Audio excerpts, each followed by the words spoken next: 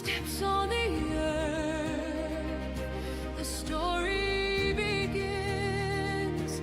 The heart of the wild pulls us in. We walk the path of the brave, through the fire, through the waves, where the stars light the way. The path of the brave.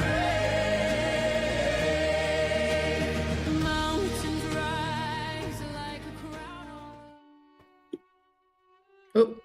crown.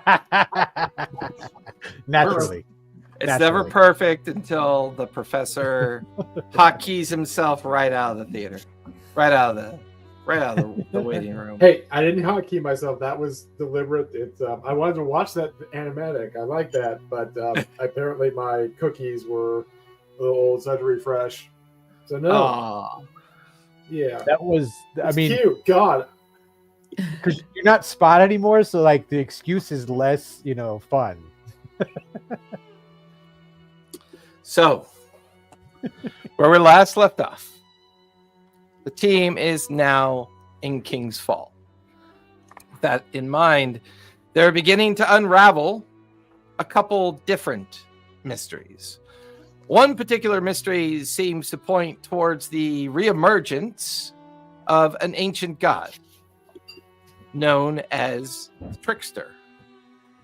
This god is a creature of mechanics, change, modification, and seemed to be something that influenced the world of Exandria, but a very long time ago, and has thought to have fled a very long time ago. But after Bongo, aka Eritrea, witnessed over at the Gilded Cage a ceremony with Captain Tibin leading a kind of chant and sacrifice to a strange animated statue, it would appear that the sacrifice had yielded the humanoid creature into turning into a changeling.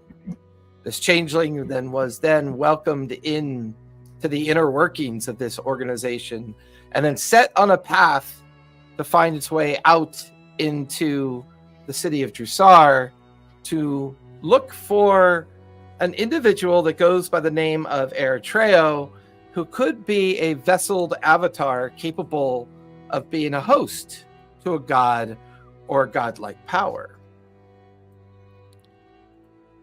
This information was then brought back to the others, and along with the conversation with the ancient wizard Dormir, it would appear that this idea that the Feywild can be reconstituted and reborn seems to be impossible and impractical from his perspective. While the team now resides at the workshop of both Tam and Twist, it was Twist who eventually set out into the streets, Dormir returning to his tower, leaving the rest of you to enjoy the beginnings of a long rest. I believe where we last left off, you guys were conducting some activities before this long rest. Yep. there's so many activities. Does that mean like Eritrea and I are building bunk beds? Is that what you're saying? Yeah. And watching or reading the book Step Brothers? Yeah, right? I mean, you're not gonna walk through the airship lot and not get Bragsworth's autograph on a sword if that's the only thing you have when you're walking through there. So, Ford, remind me, what were you working on before? I was working on the Glimstone gem that I put in my homunculus. That's right, in the homunculus. So yes, trying to charge it, or because Dormir did talk a little bit about how those work and that you do charge magic into them. So just kind of running some tests by trying to charge up the gem that's now replaced the gem I had in my homunculus. Got you. Let's start off with an Arcana check for starters. Oh, it's pure magic. I don't know what to I tell you. know. Oh, Okay, that's a 15. 14 plus 1. I'll take that. Karina needs her own tusk glove. That's funny. It's her fanfic journal, right? It's Yeah. If anyone's gonna have like misleading fanfic journal, it's definitely gonna be Karina. Yes. Faces of Love. There you go. Right. But what is Tusk Glove? It's the background, like, secret raunchy romance novel from the Mighty Nine campaign. It's never. It's Yeah. the background. It's the It's background. like a romance novel that they always kind of joke Refer. about and mention in the campaign. Yeah. I need to catch up. And yes, then that sounds very, very, very.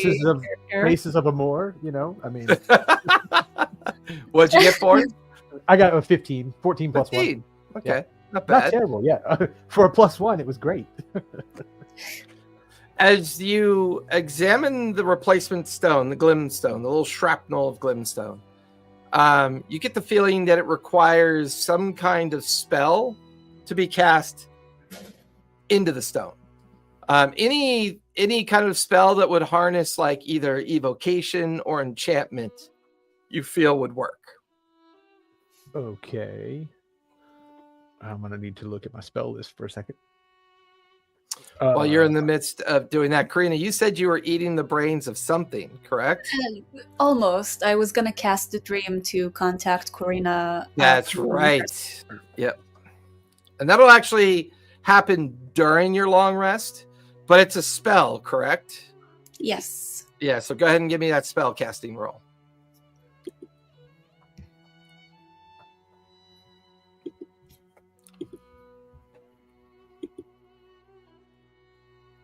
I love that smile. So that's gonna be 20, dirty 20. Yep, you're good. That spell will go off, and I saw the 11 in D&D Beyond, and I was like, and who else was doing? I think Professor, you were reaching out to your eagle god. Yeah, I need to talk to him about stuff. Okay, so are you going to attempt to commune with him then? Yeah, I'm going to use my feather. Oh yeah, that's right. You have your commune feather. That's right. Thank you for reminding me. Melody or bongo? I don't know how much longer I can tolerate the bongo, but I'm going to give it a go. Anything either of you want to do as part of your long rest? I know your sister is currently asleep over by where Green Cloak would be asleep, where they've settled in for the long rest. Twist has gone out into the city night to see if she can learn more about what's been going on. Tam is busy working over at the workbench. Melody would like to have a little conversation with Eritreo if he's not working on other stuff. Not working on anything else. I was hoping someone would talk to me.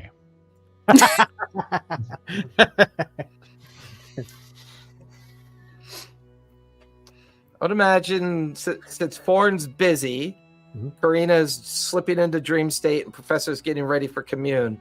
I would imagine that Melody and Bongo have a moment here to have a conversation. A heart to heart. I think Melody will walk over to wherever Eritreo's like getting ready for bed, and the vibe is like mildly combative. So you're just like using the Divini sword and like going to sex palaces now? Is that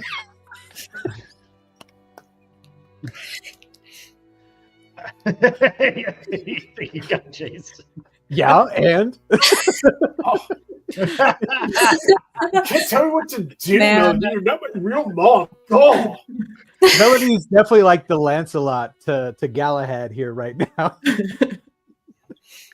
Well, I wouldn't Not what say- I was expecting at all.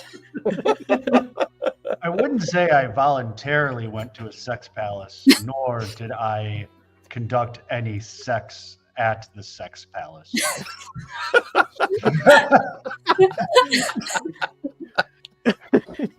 That is all circumstantial, part of our larger plan, I think.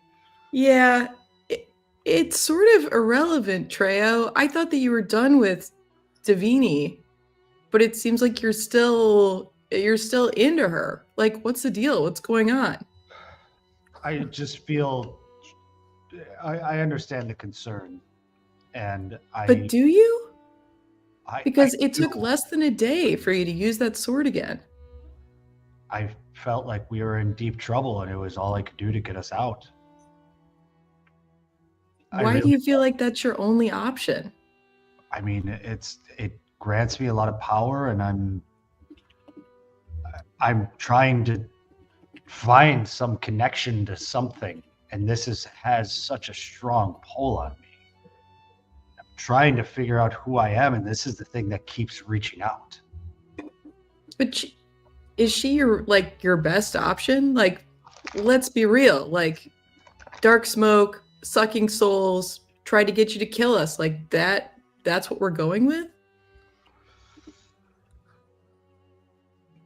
I understand where you're coming from, and I should probably exercise more restraint.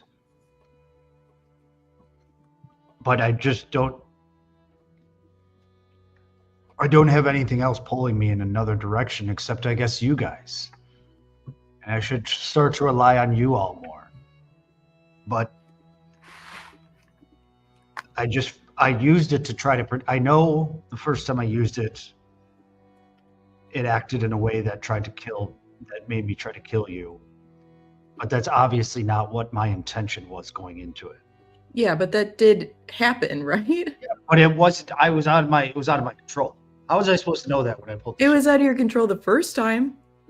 And then the second time I was very particular about where I used it and when I used it, and maybe I just need to figure it out a little bit, but I mean, you can take whatever time you need to try and figure yourself out, but if what you're trying to figure out is whether you're aligned with Divini or you're aligned with us, like, go figure it out somewhere else, Treo. Like, it's not safe. Are you breaking up with me? Think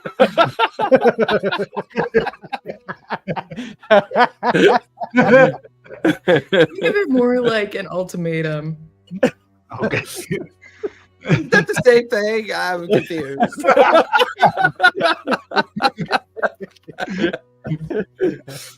Oh my Like- god, Melody, that's just breaking up with more steps. Go! Just breaking up with more My dog stuff. came over to hear that one. She sounded Like, what do you want? I feel like when I talk to you, you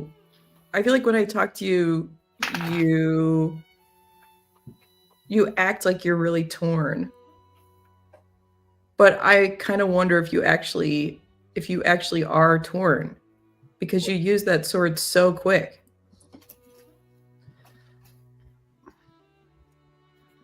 I understand. And I promise I will use more discretion and thought, and I will be more thoughtful of it, because you and the rest of the group are what is important to me. And I used it the second time to try to protect you all. And I didn't hurt you last time. But I understand your concerns. If you want to figure things out, just do it some way safer, okay? Okay, I will. I'll take you out. Like, we can go to an orgy if you want to do that, but it has to be way safer. How many times do I have to say I didn't go there on purpose? It's not like we came here and I said, fine. Yeah, you didn't use the sword on purpose. You didn't go to the sex palace on purpose. I've heard it before. I love the non-threat of "I'll take you out." Like, that could have gone either way there. I also feel a sense of melody projection. Like, don't go by yourself. Bring a partner with you. Make it a party. Make it safe. Make it fun. I'm gonna walk away at this point. Yeah. Foreign, what spell do you think you could try to pump into this device to see what it does? So Form's gonna try and pump detect magic into it, because he's thinking, like, if I can get this in here, then I've got a remote detect magic thing. Yeah. And if give me a spell. Give me a spell casting roll as you attempt to cast into the stone. Oh It bounced out of my dice tray. Just barely. I rolled a 9, but with my pluses, that's more than 11. So Go ahead and give me a D4 if you would, please. D4. 2. 2. It has 2 charges of detect magic in the stone that is now affixed to your homunculus. You get the feeling that you can use an invocation word within the homunculus's range of about 30 feet, which would cause one of the charges to activate. And then for the next, I think it's 10 minutes is detect magic. For the next 10 minutes, a 30-foot kind of radius effect around the homunculus would be capable of detecting magic. Nice. But you also get the feeling that the stone becomes permanently inert after the expressive use of the charge. This might explain its value, its expense, because once it uses a series of enchantments or kind of uses of magic, it will become an inert rock or inert kind of side effect. You get the feeling that it held the glyph magic, and then it exercised that glyph magic, which weakened it, but it managed to hold your lesser magic of detect magic. But you get the feeling that once you use those charges, this stone will probably become non-functional afterwards. Okay. Right on. Professor. As everyone drifts off to their long sleep, Karina finishes her kind of ritual she was in and drifts off into her long rest. You find yourself somewhere kind of mostly isolated in Tam's workshop, and you find a quiet little corner. You kind of prepare your little mini altar. You pull out the feather. I believe commune is 3 questions. Yeah. Yeah. And I can cast it 3 times a day. That was with the one of the suggestions Correct. on the feather. But Yep. all right. So just put out. I feel like the third time you cast it, he's just gonna go, "What do you want?" The third time he casts it, he just hears he hears back. But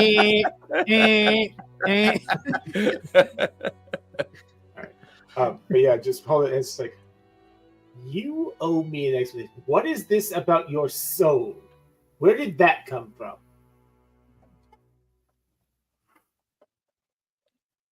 What's that in reference to again? He told me when he got pissed at me that I was supposed to be finding a portion of his soul. Yes, that's Which why has not come up. this is why the where the medallion came from is you were okay. Yeah. So there's a sense of kind of like a cold breeze. The candle that's currently lit in front of you flickers with a bit of a rapid response. My soul is fractured across many planes of existence. I am tethered to this one, but I cannot leave this one until my soul is made whole. This is how I've chosen to hide myself from Predathos. Only a creature, entity, or something of power to retrieve the fragmented soul of a god can aid me in this.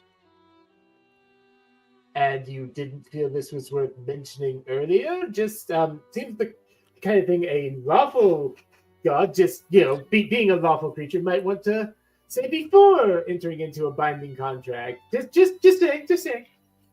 I held back this piece of information because of the medallion that you wore around your neck. Once I learnt of its corruption, I did not feel it was safe until that corruption had been expunged. So where should I start looking? Point your nose Agreed. forward, point your beak forward, and start looking. And then you feel the candle flicker kind of dim, and your vision kind of reorient back into the space that you're in the workshop. I'm just gonna immediately just read this. Like, Yeah. what the fuck does that mean?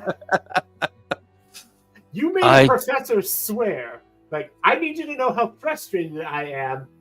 What the fuck does that mean? Point my beak forward. You have words, use them. I feel like we can all hear Professor like in Yeah. the corner yelling at Oh, yeah. himself. Yeah. Nothing kind of about this. It's a one-sided conversation. And I just get this Screaming. feeling. I get this feeling that Karina's like, "Oh, great, and I got to eat his brain." Small meal, bird brain. His brain is safe anymore. On my final day here, I'm eating everybody's brain. Professor, as you cast again with the feather, the only knowledge I have of my fractured soul is that it is not on the material plane, but it is capable of being located under the right circumstances. Faith, knowledge, and understanding about the threats of godlike entities in Exandria should allow you to at least understand the beginnings of your search. You see me just pinch the bridge of my beak, just like. All right, you signed up for this. And then you hear his voice again as if expressing frustration is kind of a question by itself. Remember, the journey is the period of enlightenment. The end of the journey is the discovery of what to do. Without both, neither one can be accomplished. I am so glad I didn't major in philosophy. I would have been terrible at this. So I have one more I'm question.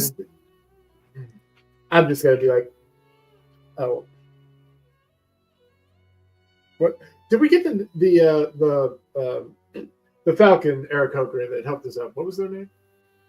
How dare you?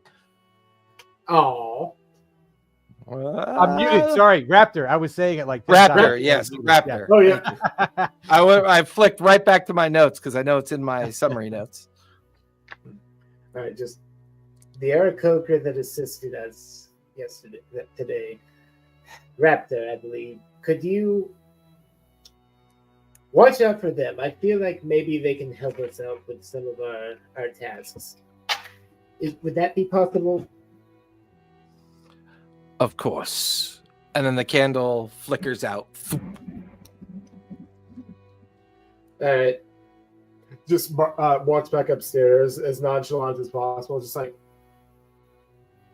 what are you all looking at?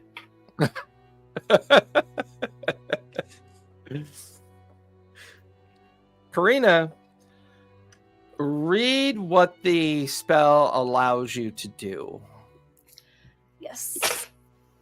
So you target a creature you know on the same plane of existence.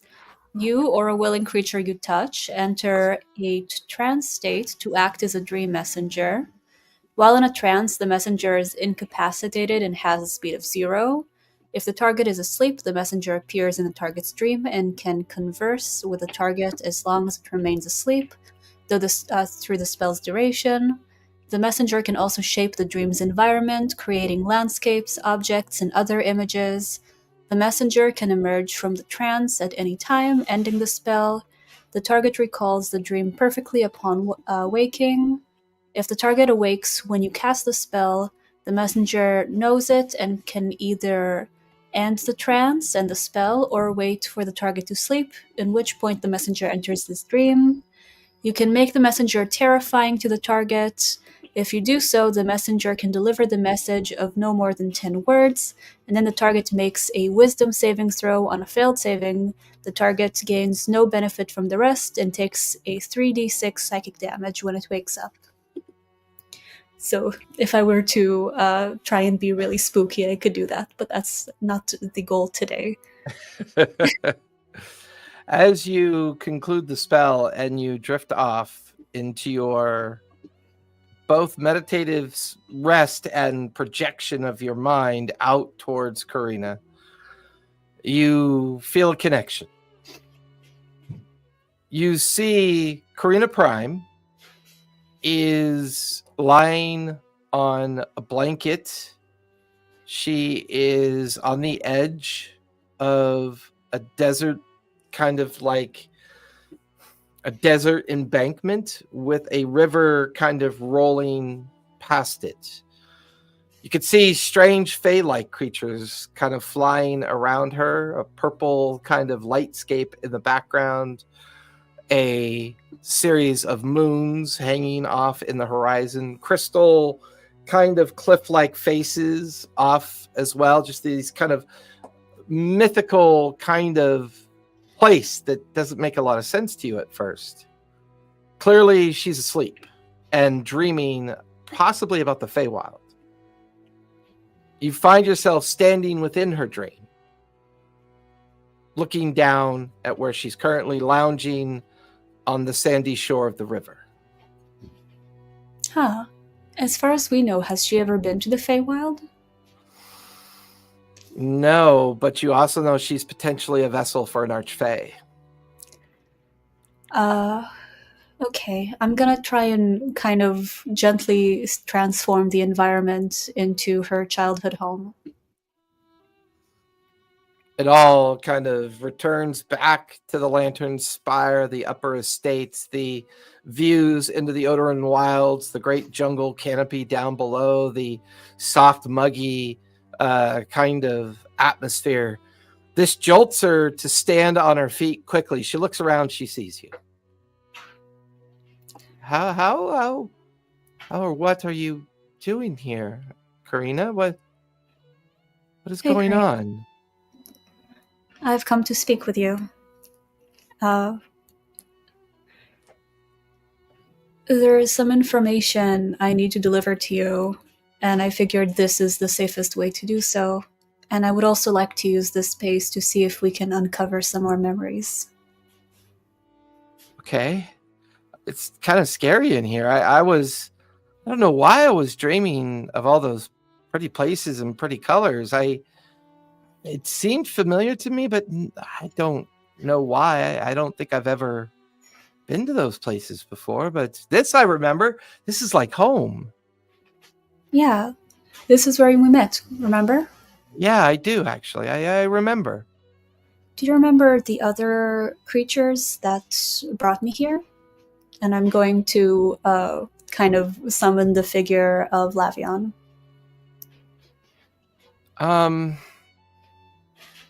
She kind of looks down at her feet, sort of. What do you remember from before you were taken? I remember a very angry man, but he was barely humanoid. He had a limp. He carried a cane, and he was angry all the time. And his body parts had been replaced by metal and mechanic configuration. The others called him Mason. Can I kind of combine this with my daily use of mind reading to try and like get her to be able to create those her description in this space?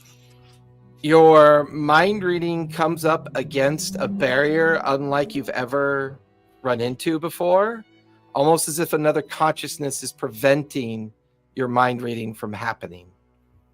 Does it feel like we're not alone in this space? It feels like she's not alone in her head. Huh. Well, this is still your dream. If you would like to show me what he looks like, I think you'd be able to maybe shift it a little bit. Let me know if I can help you in creating this figure. She takes a deep breath and begins telling a story about her confinement in a strange tower out in the middle of the desert, a bastion of sorts. She stands alone in a room covered with sandstone granite surfaces. a simple bed in the corner, uneaten food on a table, and an individual's back who is to her. She's standing there looking at this individual who then turns to address her in her dream or nightmare, depending on your perspective. He's tall. He has an eye that is almost like a mechanical eye. He carries a cane that he leans on heavily. His left leg is an augmented leg with little kind of jettisons of steam that kind of spurt out every time he tries to walk or move about. He wears garish colored clothing. He seems to have a notion of a mechanical jaw. Some bits of him are flesh. Most are metal, kind of mixing with flesh. He also wears kind of this top hat that's slightly askew and just seems to stare at Karina Prime. But she can't really hold it together much past that. She immediately begins to kind of like panic, breathe heavy as if she's terrified. And then the dream state just kind of devolves back into that Feywild dream state that you first arrived in. Does the mechanical elements of the body feel familiar to anything we've seen with Crypt? With Crimp, no. Felt very different. Very different. And does the space that she created, does the architecture feel familiar to what we've seen? No, but it reminds you of desert architecture, like something that might be out in the deep desert. Oh, I'm sorry you had to see him again. We don't have to go back there. Do you remember, though, if there was maybe a room in that space, some kind of machine or artifact that would transform people? Have you ever seen somebody come in one way or come out another way? No, I don't really understand how that would work or what that means. All I remember is that I was kept there because this person kept wanting to learn about the Feywild, but I don't know why he'd want to learn that from me. I don't know anything about it. He expressed the notion that I was a conduit, a connection to the Feywild, as if somehow I was a bridge to something he was trying to do. And the Feywild was the source and I was the means about doing it. But he seemed frustrated. He seemed as if it became more and more difficult, that my lack of understanding, my lack of knowledge made it more difficult for him to do whatever he was trying to do. Did he ever tell you what he was trying to do? No, never. I see. How do you feel about your parents? How well do you know them? I wonder if they are my parents. I feel different. I feel like there are more than one set of thoughts in my mind. I feel like something is bound and unbound at the same time. I feel both found and lost. I feel as if I am two people sometimes. I am afraid you might be, but I'm also afraid that... I guess my question is, does it feel like another figure within you, or does it just feel like a different aspect of you? You watch as she suddenly catches her breath. Her eyes flare with a kind of green light, and her smile gets strangely extended, and suddenly a different voice responds to you. Why do you continue to pursue this questioning? Or why do you reach out to this poor child? Why can't you just leave us alone? His hands come up really quickly. They kind of make a crossover in front of you. You feel this psychic bubble bounce off and strike you. Give me an intelligence save, if you would, please. gonna be a good long rest for Karina. She's gonna get so much 20. good work. Ooh. You feel the connection, the spell fade. No, wait, There's I still have something to say to her. You feel a bit of blood draining from your nose. Instead of being knocked unconscious due to the effect, you only take 8 points of psychic damage, but it does sever the dream state. The spell fails and concludes. Huh. Find yourself kind of wiping your nose and you're back kind of in your section of the chamber, kind of sitting up quickly and realizing that something did not want you to get any deeper. Can I run an insight check about that figure? Oh, your About- passive insight tells you that that's the Archfey that's inside of Karina Prime. And that's an Archfey that has been inside Karina Prime for a while, even when she was under the captivity of Mason. Give me a history check, if you would, please. That's another dirty 20. What the fuck? Nice. Stellar rolls. You get the feeling that this is probably the Archfey that Mason was using to learn how to channel the power of the Fey when he attempted to destroy the material plane and tried to make a new plane of existence. Interesting. Which tells you that Karina was a captive for well over 10 years. Yeah. That kind of puts into question a lot of the backstory elements, including the parents, including Braggsworth, who kept the parents, and a lot of the kind of system around them. Yeah. But I would like to know if I feel like the Archfey, because it kind of arrived when I was trying to figure out if Corina... This is a vaguely philosophical question. I don't know if that there is a strict answer to it, but it's like my question is basically, do I need to save Corina as I know her from this thing, or is she that thing? And it's like, is it like two parts that need to be connected, or is it That's two entities good. that needs to be protected from the other? Yeah, that's a good question. Give me an insight check for that one. There's a lot going on in that question. Damn, okay. Dirty 20, don't fail me now. Here comes that dirty 2. It's 25! Yeah. Oh Oh, man! nice. Did you send a bribe to the D&D algorithm Beyond. the algorithm gerbil over at D&D Beyond? Because D&D Beyond that's is in my some pocket. epic rolling for Karina online. I'll tell you that That much. or Grok just really liked her takedown of Elon, and it was like, I'll just You get the feeling that there are two distinct personalities at play. Karina's still there, and the Archfey is there. Whoever the Archfey is feels very powerful. Like, very powerful. Even, you get the feeling it might even be more powerful than Artagnan. Maybe this Archfey is even older than Artagnan, because Archfey can live to extreme ages. If this truly is the Archfey that Mason imprisoned to learn how to tap into the magic of the Feywild, this could be a very ancient and old Archfey who seems to be hiding out in Karina Prime's existence, either to stay safe, to stay hidden.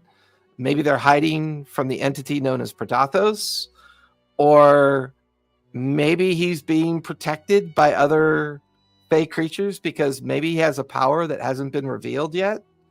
This feels important and ancient and connected to the disaster of 10 years ago.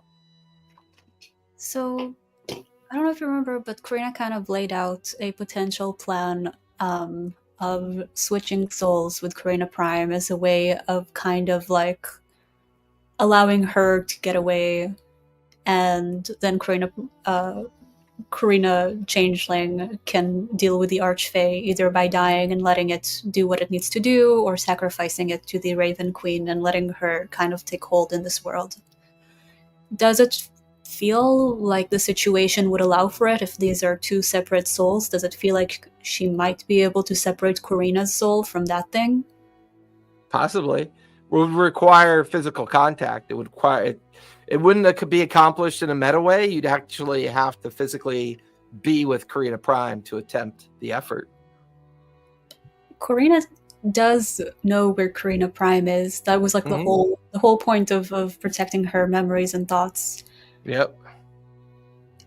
Would it be kind of long-term plan-wise possible for Karina to, while I'm dipped out for a little bit, go be with Karina Prime and just kind of look out for her, while Tam and whatever other sources they can get to help me with that plan figure out a way to create the soul cage?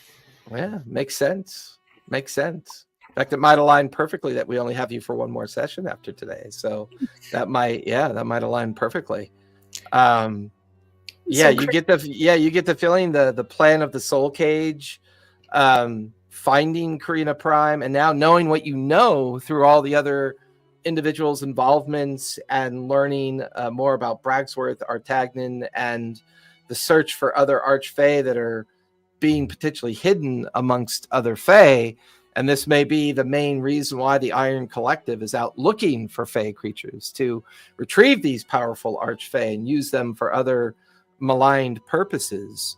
You get the feeling that a soul cage, a ceremony, some kind of power source, maybe the Glimstone, and you kind of glance over at Forn, who is currently tinkering with some Glimstone on the homunculus, and his like shock at how powerful it is, even after it's been used so many times. And you get the feeling that there might be something with that as well. The edge of your idea is taking shape. It makes sense. Okay, so before I go to sleep, we've been communicating thus far through the Book of Shadows. Mm-hmm. So I am going to apologize about interrupting her sleep. Assure her that I am looking out for her and that the only thing I care about is her well-being. And ask her vaguely if she could be, like, what do you want? If you could be anything in the world, if you could have any kind of life for yourself, what would be your dream life? You get the feeling she's still asleep because she does not respond to you. But you suspect that when she wakes up in the morning, she'll see that the book has the magical evocation of writing ready for her to read, and then she'll be ready to read it. But right now, you're kind of writing all that down. You close the book to invoke it. You get the feeling that she's probably still asleep. Okay, so also doodle some pictures of us, like, eating ice cream at the beach.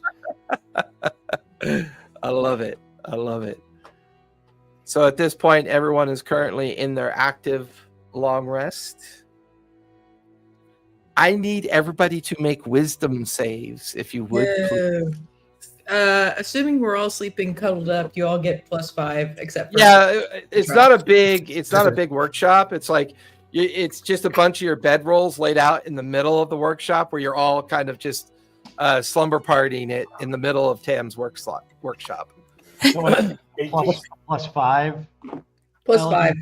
Yeah, +5. I got a But 6. Albatross, he would only get. He doesn't get it because our auras would cancel each other out. Yeah, they don't stack. Can I just say... You want to give it to Eritreo too after the little, little confrontation? Probably don't want to be near me, right?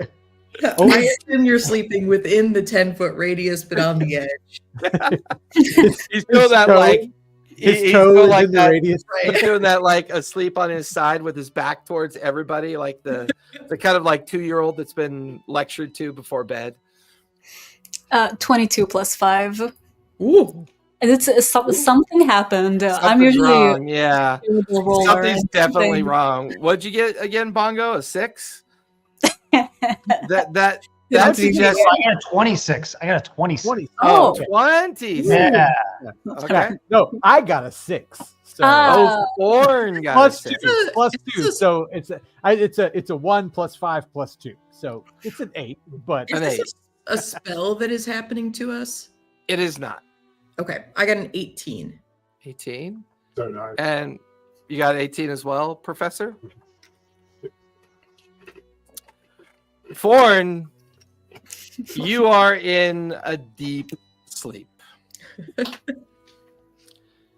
The sound of cicadas and crickets are all around you.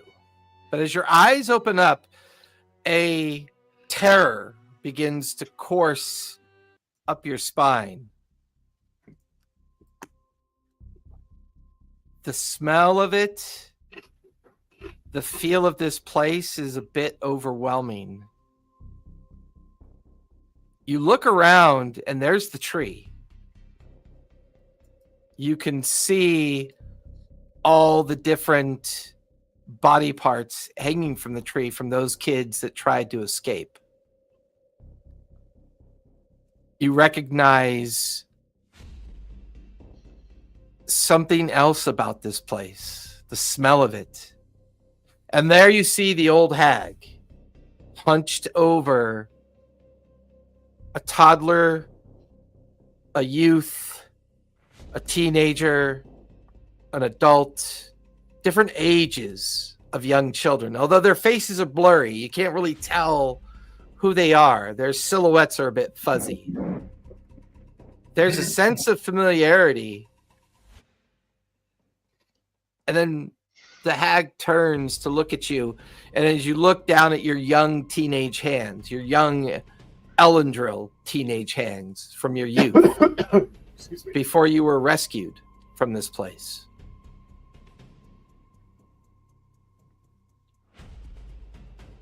I have warned all of you. If you try to flee this place, there are consequences. I will send the Shahira after you, and you will be brought back. You watch as this tall, lanky figure with long nails, long red hair, ghoulish complexion steps out of the periphery of the Fey undergrowth around this place, dragging a body behind it. It comes out of the periphery and begins to drag this body towards the tree. With a long, elongated hand and long nails, it lifts the body, severs the head from the body, takes the head over to the tree branch. The tree branch automatically extends and unwinds and wraps itself around the face and head of the disemboweled individual, and it's now hanging there as if part of all the other body parts in the tree. There is a feeling of familiarity yet again, the cold, the smell. The hag looks over at the Shahivra, guides it towards the center of the space. This is what happens when you don't listen. Forn, you suddenly sit up in the middle of your sleep. Your eyes are wide open. You're looking around the inside of the workshop. It's cold. There's a funny kind of smell. You look over to see a little bit of moonlight creeping through the workshop door. The door sits 3 inches ajar, and there is a 6-inch wide bloody trail Ugh. leading out the door, and you see no sign of Tam. You look over where his workbench is and the bed, the cot that he would normally be lying in. There is a puddle of blood, and then a even trail of blood leading, almost as if something was standing over you, looking down at you. And then the trail of blood leads out the door, out into the nighttime street. I'll take a second and just activate all of my tokens with each of the group, and just like you did, like they would hear, "Wake up!" And As you I'm try gonna to follow do that, as you try to do that, none of your tokens work.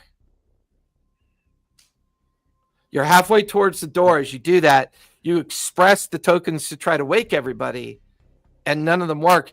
As you go to turn to yell out loud towards everyone, you realize you're in a bubble of silence.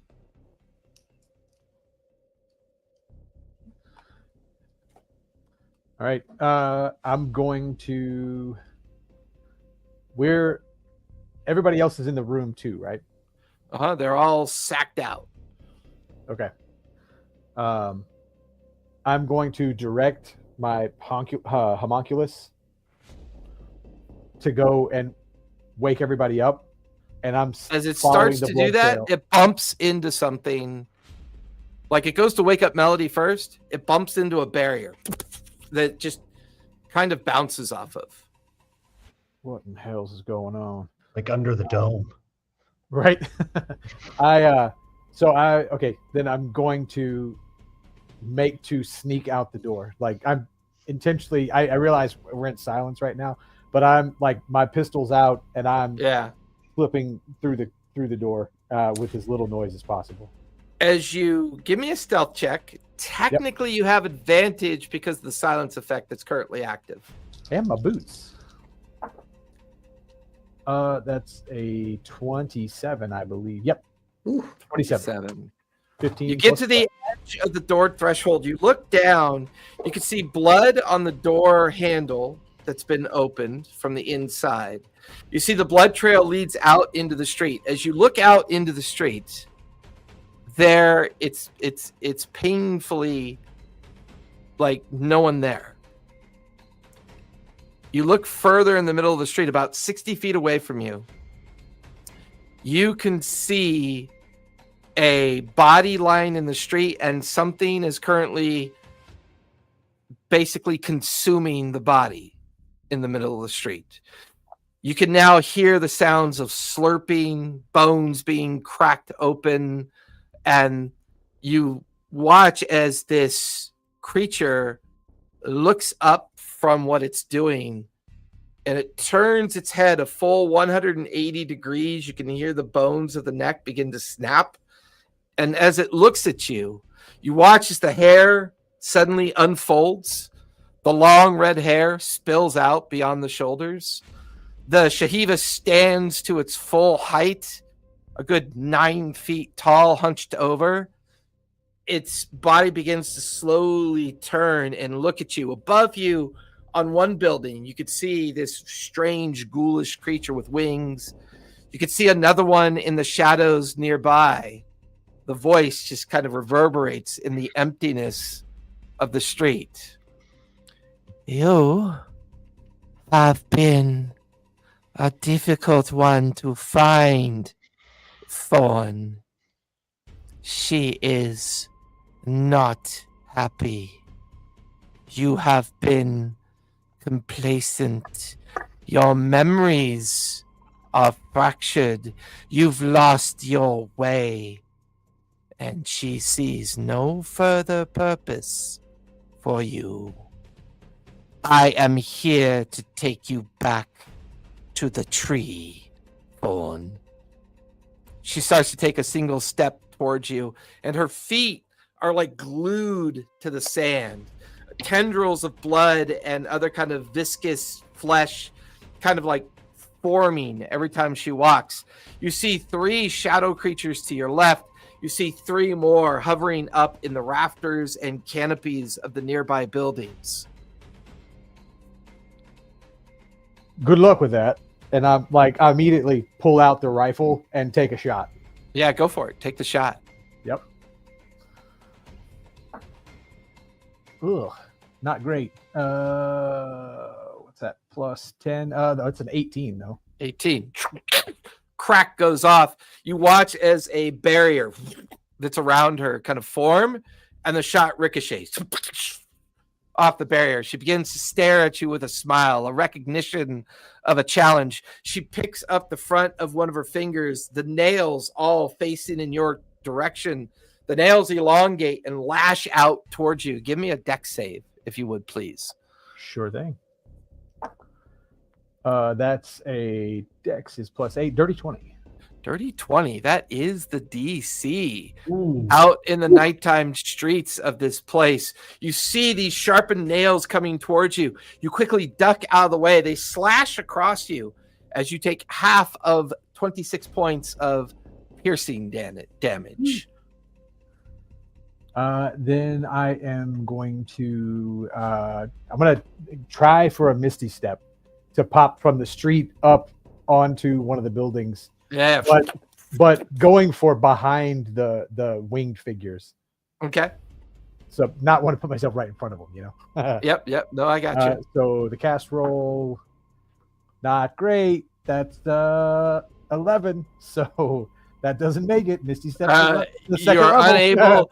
Yeah, you're unable to Misty Step. The spell does not go off. You are.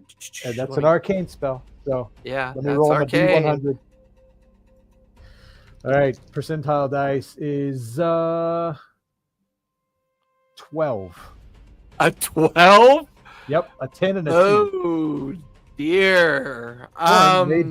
May be departing this realm. Oh no. As you stand in the threshold and begin to cast Misty Step, suddenly a 10-foot diameter around you of a void of necrotic energy erupts. It catches the Shahiva off guard. She takes a step back. You watch as tendrils of necrotic energy begin to erupt from the rift underneath your feet. Everybody inside Tam's workshop who are currently asleep, I need you to make strength saving throws with disadvantage because you are currently asleep in a bubble of silence. Is it a spell effect? It's wild magic. It's basically wild magic is what Okay. it is. Strength saving throw with disadvantage. I got 13, which ain't too bad considering my strength is -2. That's actually pretty great. That's pretty good on a disadvantage. I rolled 2 15s on my dice. Oh, I got a 12. okay. Yeah. It's that I got sword giving him the power 7. over Melody there. Yeah. Freaking Melody sword. crap about this sword. Look how I'm rolling now. Professor, what'd you get? You did. Look like a 21 though. 21. That's One. the With disadvantage? What, with disadvantage? Yeah, I rolled a 13 and a 14. I have 8 plus 8. Ah, damn. Nice. Jesus Christ. Remember, I'm a beefy boy. Like, You gotta remember, he sleeps like Joe Beefcake. He sleeps Right. like this. Doing sleep crunches. just All of a sudden, you all wake up to the feeling of something wrapped around you and pulling you in a swift kind of motion out into the street of the city. While Professor's pulled out, he doesn't take any of the necrotic damage because he's able to resist being pulled into the rift, but he is pulled out into the street. The rest of you are pulled into the beginning edges of the rift, and each one of you will take 16 points of necrotic damage. If you're resistant, you can have that. Yay. Resistant. Okay. Yay. And I need everybody to roll for initiative. Yay. yeah. And quick question, really because we were in the worried middle of to get long in rest. Right. Sorry, there were 20 questions at the same Oh, time. and Karina. That was Since we were in the middle of long rest, do we get like the benefits? You of can long take rest? you can take the benefits of a short rest, but you have not received the benefits of a long rest yet. Oh, boo. Oh, boo. Please roll. Remember, we don't have spell slots anymore, so it won't be too bad. Right. Hey, is everybody within 10 feet of me? Ish? Is who? Is everyone within 10 feet of me? Ish, yeah. Okay, because I have a thing where everybody add 4 to your initiative. Or it was set the lady. Ooh, nice. Yeah. I love it. That's Yay. disability. That's Four. thing, so- 19. Okay, what is that? Okay. I have a feeling I might be going first. All right. I got to put everybody near Forn. Except for Professor. He's actually closer to the threshold there. You said, Eric, how much are we adding to the initiative? I'm sorry. 4. Plus 4. Plus 4. Sweet. It's not entirely clear if that affects me as well, but like I assume it does because my Well, what does it say? Read it. you emit an aura of alertness while you aren't incapacitated. When you and any creature, oh, actually it does. So I'm a 29. Damn. Nice. No surprise. I rolled initiative like garbage. I rolled a nat 20 on initiative, so 28. Nice. Still not good enough for You know, And you guys got some good initiatives off of that, though. That'll definitely never help. happened. We never rolled Consider- as well on initiative. Yeah, I know. Even Karina got a 19. Thanks there's to that a- 64. Ryan, does your initiative like Heck, hate you? Eritrea, what did you get? Yeah, I got a 10. I rolled a 5. He's a Oh, well, cleric. that's a little bit more normal for Eritrea on initiative. You're definitely our Ashley Johnson. That's He's that's a for cleric. sure. I mean, it's the curse of clerics that It know, is. You're It really either is. you're either number one easily in a fight where you don't need to be, or you're last always. Yeah, I mean, I think it's good to be last when you're a cleric because you get to heal people after the Yeah. first rounds. After Yeah. they're about So dead. as the Hungry Rift fades from the wild magic effect of foreign casting, Professor, you stand in the threshold of the workshop looking out. You can see these shadow creatures kind of near the corners of the building. You can see creatures up in the like canopies and rooftops as well. Foreign is already looking like he's taken a little bit of damage, a little bit haggard. Foreign, you would have taken the 16 points of necrotic damage as well. And everybody else is kind of tethered and pulled at Foreign's feet, but then the rift closes. So, Professor, you are up with Foreign on deck. All right. Who is that striking figure in the foreground there? She is currently stepping away from Tam's dead body. The thing trying to kill me. Cool. That seems like a person that maybe we want to engage with. How far away is she? She is 30 feet away. All right. I'm gonna try to hit her with a 3rd level moonbeam. So that's I Yep. need to roll a 13. Yep, 13 or higher. Oh, okay, cool. That's an 18. So that's fine. So you are good. Spell goes off. That's a wisdom save, correct?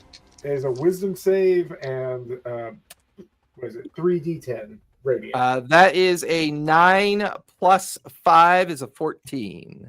Nope. All right. Let me roll my 3d10. Yep. Plus.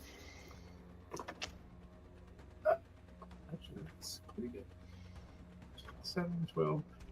16 radiant. 16 radiant damage. As the moonbeam centers on her, you watch as the radiant energy begins to cause her skin to boil and crack. She's not resistant, but she's not vulnerable to it either. She just kind of retracts from it, looks over at you. She will burn a reaction for Death's Gaze. Give me a wisdom save, if you would, please. Leaves her with only 3 AP. 22. 22. You are not stunned, but you will take 6 points of necrotic damage. You have 2 AP left. All right. Let's see. Let's see what I want to do. I gotta keep that. Oh, right. I got to roll to maintain concentration. Give me a sec. That's a 17. So You're good. Concentration maintains. Let me pull that up for you. Mhm. I would like to. You said she's within 30 feet, right? Correct. Uh-huh. Okay, I'm gonna try this poison sprayer, which is at will. So there is nothing there. Well, I have to roll to cast it, I guess, but yeah, because it's taking me. It's a cantrip. I rolled a isn't 17, so that should hit. Isn't it treated as a cantrip? it a cantrip? Yeah. It is a cantrip, yes. So that's 1 AP to use it. You just that's have fine. to roll to hit. Yeah, that's what I it Oh, you literally said doesn't roll to it's cast. You said 17 to cast it. That's why I Right. was like, hang on. Sorry. That's why I was saying it's a cantrip. Sorry. You're fine. All right. I rolled a 17 plus success, so 23 to hit. My bad. 23 will definitely hit her. You watch as when the poison spray hits her, you get the feeling she is immune to poison. You have 1 AP left. Well, fine. God. Gosh. No, that's concentration. All right. No, because that's a.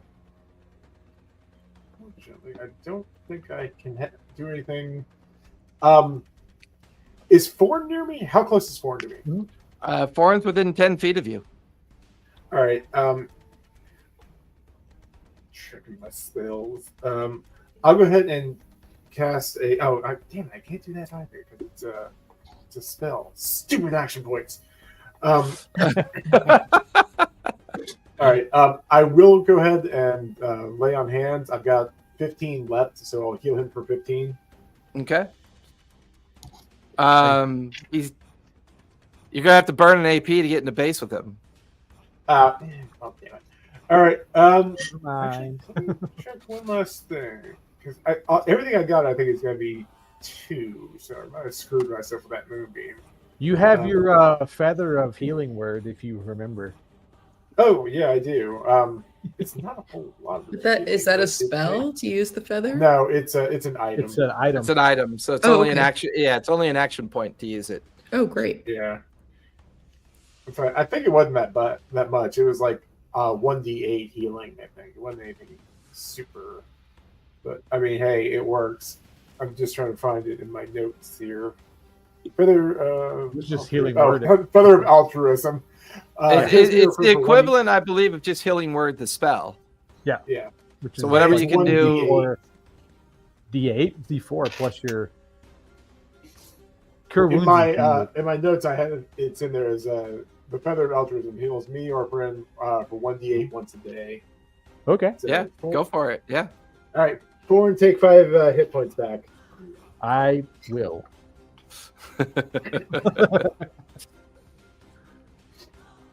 All right, that'll finish Professor's turn. Forn, you're up with Melody on deck.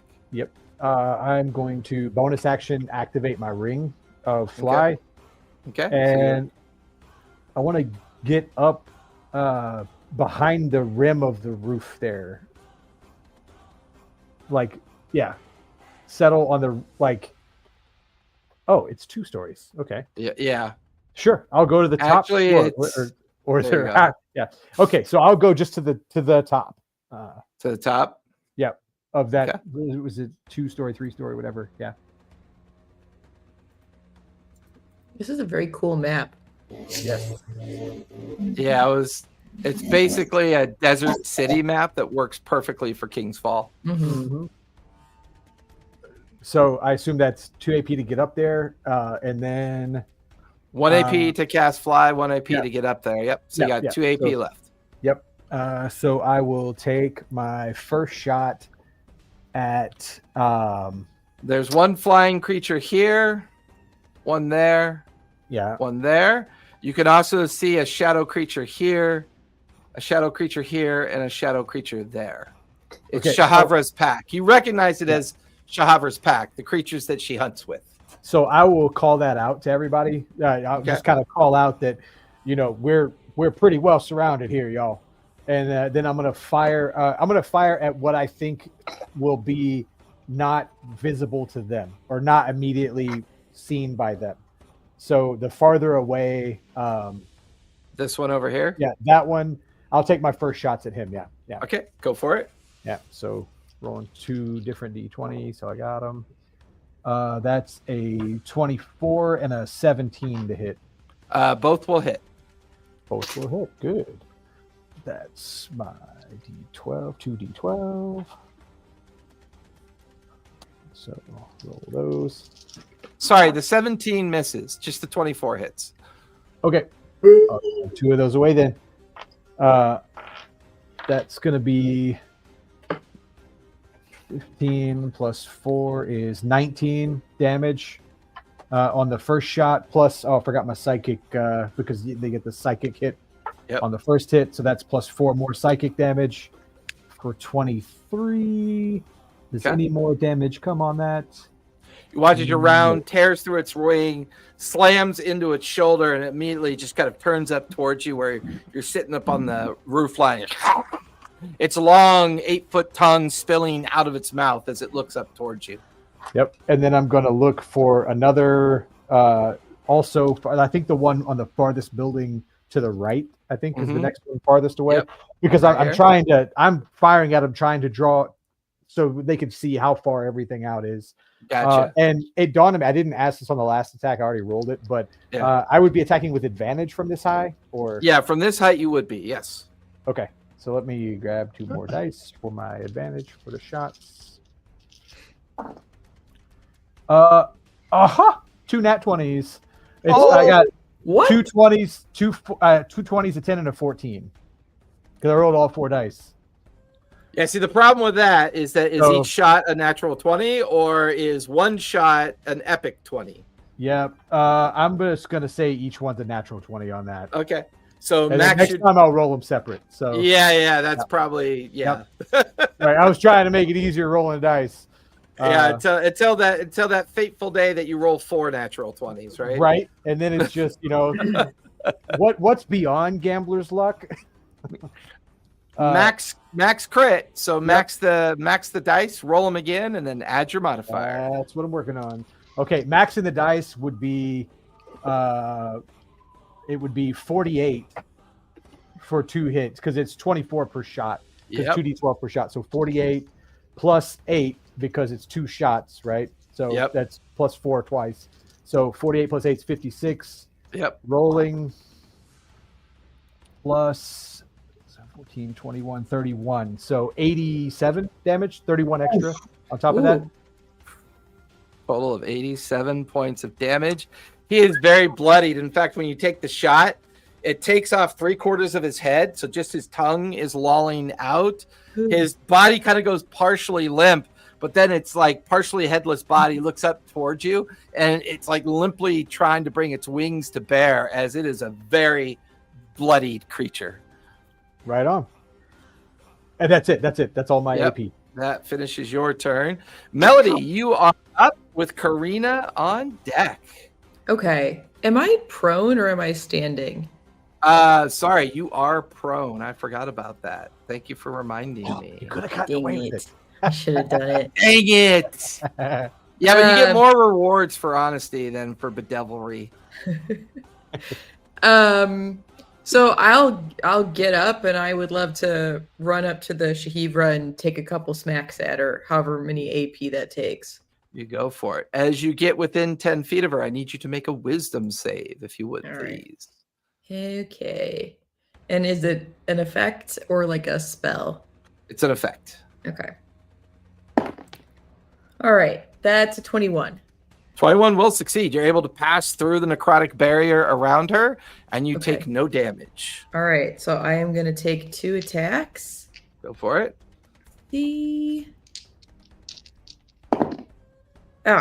One of those is a nat 1. The other one is an 18.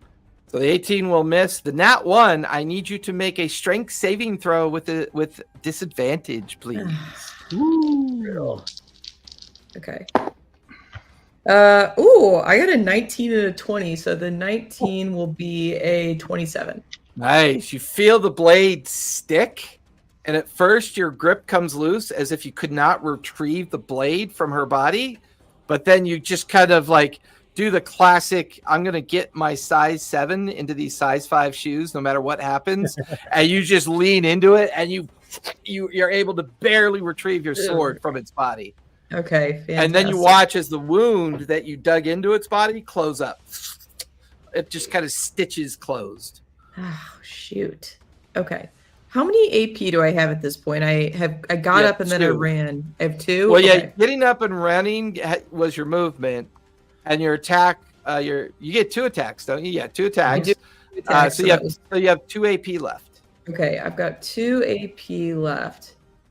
I feel like I had a thing that helps people on saving throws, but maybe that is wrong. Like Bardic Inspiration.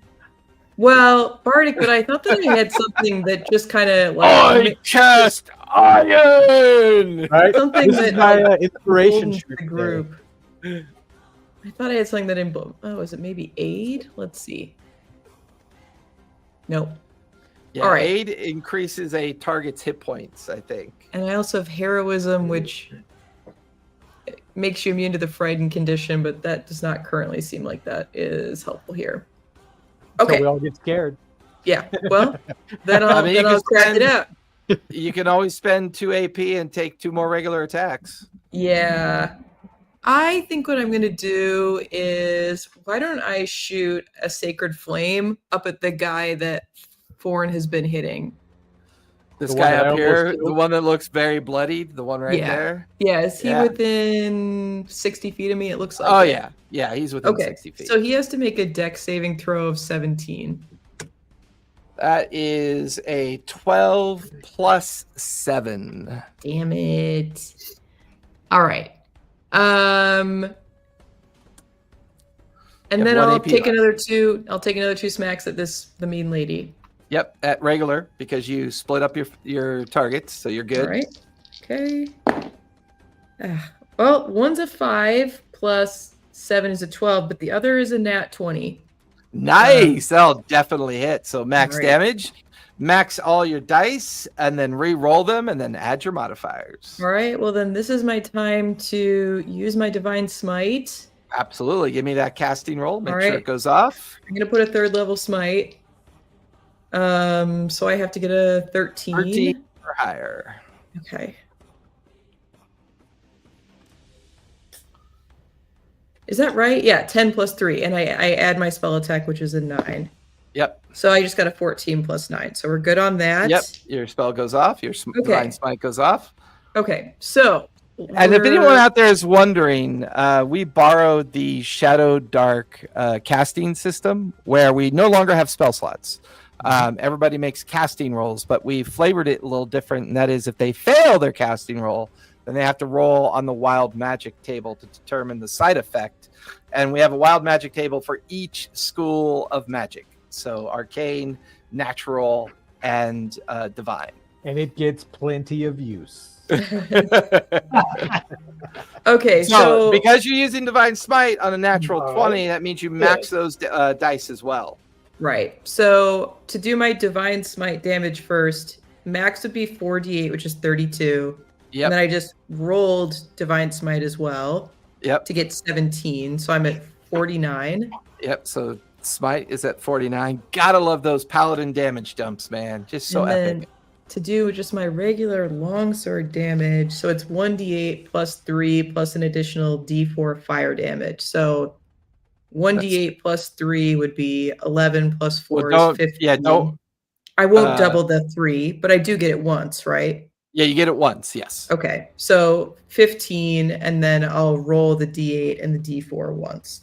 Okay. Okay, That's 15 plus 4 is 19. so Then what you're gonna roll? well, I don't get the plus 4 is already included in the 15. Correct. So I just rolled a 6, so now I'm at 21, and now I have to roll the d4. Yep. Which is a 2. So 23 plus 49, 59, 69, 72 points of damage. Yeah, that second strike breaks through her shield barrier. There's a crackle of necrotic energy around her. You watch as your blade kind of like digs into her rib cage and through her stomach. It kind of splits open. You get the feeling that she kind of has a natural healing ability, Mhm. but you hit her so hard and push through it, she's unable to kind of like heal beyond your affected strike into her midriff. She definitely took damage. She's looking a little bit bloody, but she's definitely still in the fight. Gotcha. All right, that's my turn. All right, now finish. Now she's going to want me. Oh, yeah. Karina, you are up with the bad guys on deck. Nice. Am I still You are still prone on the ground after getting dragged towards the rift. okay? I am going to cast Thunderstep. Nice. Let's start with the casting roll. Just to make sure, I'm seeing him next to Arturo. Would Arturo get hurt? What's the effect? What's the effective range? It's 90 feet. Yeah, but And it's effective range from like around you. yeah. From where I start or where I finish? Immediately after you disappear, a thunderous boom sounds. Yeah, so it's like right where I am. So I think it might hurt your trail. Never mind. But we're not like the tendrils are out of the picture. We're not like Yeah, the tendrils are gone. okay. Yeah, the rift closed because it was a wild magic effect. Okay, so that's good. So I will cast good old fashioned Wall of Lights while still prone, just kind of chilling. Oh, you're doing Wall of Light? Yeah. Where are you putting it? Because Melody is in base with her. Can I do it like right on her without reaching Melody, like just like smack in the middle? Sure. Okay. We are going to, but she's going to burn the reaction and attempt to counterspell you. First of all, do your casting roll for Wall of Light. I will do my casting roll for counterspell, which will go off. But is it new rules counterspell or old rules counterspell? 9. It'll It's go new off. rules. It's new rules counterspell. Yeah. Did your So- spell go off? Yeah. Okay. So you need to roll I believe it's a con saving throw. Her spell DC is a 19. So you got to roll a 19 or higher to resist the counterspell. Okay. On a And con if I save. have advantage on con saves regarding spells, usually concentration on spells, but does that apply to this as well? If I have That's your warcasting ability, right? it's one of those Yeah, like it's an advantage when Defeat, you're yeah. concentrating on a spell, so it doesn't help you here. worth a try. Oh yeah, I know. The Is best. it's not Creed or Telly, it's not a thing where like because you're a changeling, you naturally get advantage, right? No. Oh, okay. So Well, go ahead that's and in give a 10. So you, as your spell goes off, you watch as she brings up her hand, and the two spells collide, like mid cast of each other, as she is able to counterspell your spell. You have 2 AP left. That's okay. So I am going to if I have just out of curiosity, how many APs? I guess that would be 1 AP. Okay. I am going to do I'm gonna do no, that'll hit Melody. I'm gonna do summon Jack-o'-lantern. Yes. Okay. I've been waiting to do that. On That's her a spell. That's a spell, correct? Yes, and it's Okay. 60 feet. Is she within 60 feet? Definitely. Okay, my goal, you can either use it on yourself as like a shield, or you can use it on somebody to kind of trap them underneath a giant jack-o'-lantern. I'll use, I think I have one here so I don't have to wait for it to download. I totally forgot about that ability that you have for that. It's actually trying Just to use crash giant it on her head, you know. Right? It's a giant's I am- jack-o'-lantern rapidly grows around up to 4 medium or small creatures, or 1 large creature within a 5-foot radius centered to a point you can see within range. Unwilling creature in the area can make a dexterity saving throw, leaping 5 feet outside of the jack-o'-lantern on a success. While inside the jack-o'-lantern, creature can only see through its eyes and mouth, which are on the side of the jack-o'-lantern, selected by you when you cast the spell. So I can choose which side she can look at, and the creature can make an attack within range or reach weapon from the inside. Creature outside the jack-o'-lantern only see warm glowing light from the inside. What size? And What size is the jack-o'-lantern again? it is 5,000 pounds with an AC of 15 and has 100 hit points. And That- it's that is. God. And you made your casting roll, right? let me make my casting roll. I was too Karina's- excited. I really hope you make your casting roll. I really Yes. do. It's gonna Karina's be last name is 15 Brown, plus 9, right? so that's going to be a 20, Oh, a 24. Whoa! It's the great pumpkin. Incredible. It's the great pumpkin. Let's Yes. find a. All right, that feels like an appropriate size, right there. Perhaps Yes. the best spell ever. All right. But which way are you facing the eyes when you make it? Away from us, so she can't see Okay. us. So presumably she can't Right. attack us. So I'm like waiting for her to attack me, and then I'm just like, huh! It's like a This giant board. Giant pumpkin suddenly appears. And there's no save for this, right? She's just affected by it. There is a save. There is a 16 dex. If 16 she- dex To see if save. she manages to She jump does outside. have advantage on all spell saves. Oh, goddamn. That is a 12 plus a 3. She's only a plus 3 dex. Ooh. So that's going to fail. She is affected by the jack-o'-lantern. And that Yes, will she's trapped inside the jack-o'-lantern. and the only way out for her then is to break her way out, correct? Yes, and it's 100 hit points. 100 hit points. That'll pretty much probably take her whole turn because she only has 2 AP left after using 2 reactions. So This is such a lucky break for me, truly. I'm not high on hit points. that And is then, going. That's going to finish your turn. I just use my move. No, because you used all 4 AP. Wait, You move is cast- not separate. No, remember each AP is a move. Well, I guess You, I'm you just cast, lying there. yeah. You unfortunately you cast 2 spells, so you're prone on the ground. You first tried Wall of Light, it got counterspelled, and then your second cast while you're on the ground is the Lantern. So you're still kind of prone on the ground next to Arrow Trail. Can I pretend to be dead so they don't attack me? You can certainly try. Okay, I Um, stick my tongue out. I draw bad a little guys- X in the eyes. Bad guys are up with Arrow Trail on deck. These guys are all going to fly into base with Thorn.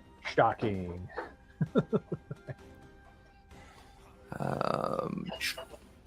Start with this guy first. He's going to fly over. Where'd you go? There he is. Get him up a little bit higher. This guy is going to fly up as well. I really need to I got to get my mouse changed out one of these days. So we'll zoom in. Did I forgot what the heck? What happened? Up. Oh, that's why. Gotcha. I forgot that there should only be 3. I don't know why there's a 4th one. Let me get rid of that one. This one will come over, get in base. This one will come over, and this one will come over. They each have a 3 AP left. I'll start with the first one. 2 attacks coming at you, Forn. Yep.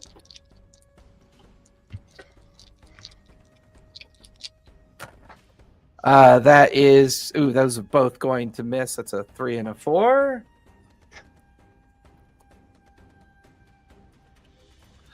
All right. He's going to then There's 1 AP to move, 1 AP for 2 attacks. He's going to use his 2 remaining AP to do 2 more regular attacks. That is going to be a 21 and a dirty 20. Both hit, and the 21 is 5 over my AC. Okay. That is going to be 18 points of slashing damage. The other one is going to use 1 AP for 2 attacks. That's going to miss. Second attack. Those are both going to miss as well. The third one will make 2 attacks. That is a 19 to hit on one of them. 19 hits. That's max damage. 6 plus 4 is 10, so 10 points of slashing damage. Yep. And then his final 2 AP for 2 more regular attacks. That is a 2 that's going to miss. 17 plus 5 is 22. Yep. Plus a D4. That is going to be 3 plus 1 is 4 plus 4. That's 8 points of slashing damage. Whew. Ouch.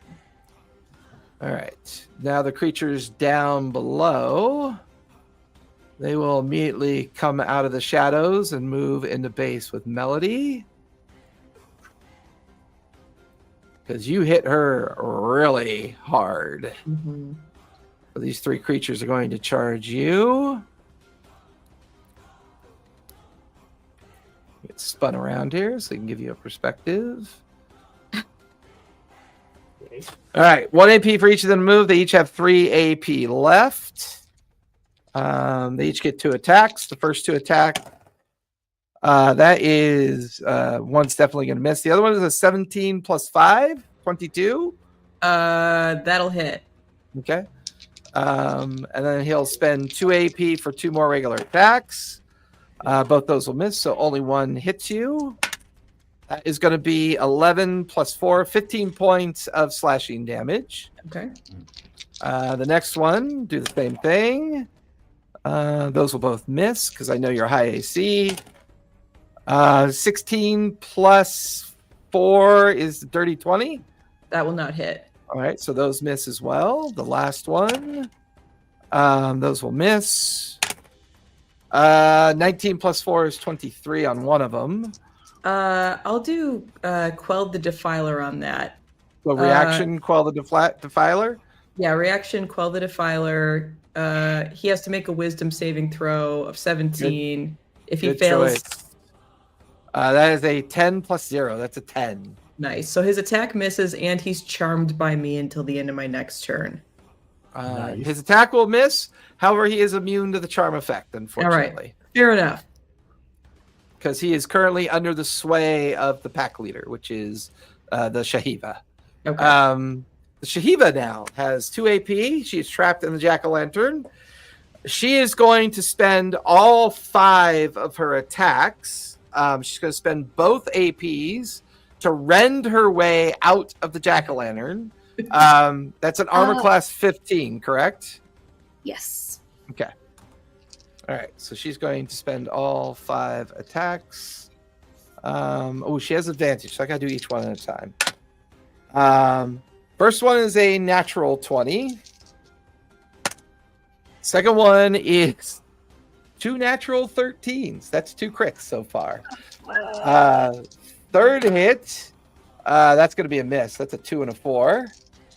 Fourth, that is a 17 plus 10 is a 27. And then her fifth one is a 19 plus 10, which is a 29. So with her first 2 crits, she does 4d8 slashing damage. So that's 64 for her first 2 crits. And then let me roll 2 sets of d8s and see if that's enough to beat the 100 hit points of the jack-o'-lantern, which will expend her entire turn. Although she gets plus 5 damage.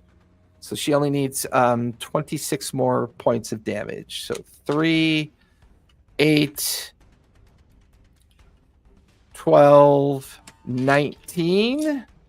And so she'll roll for those 2 more strikes. So she manages just to shred the jack-o'-lantern into like dozens of pieces as it breaks out and away from her. No, that was really good.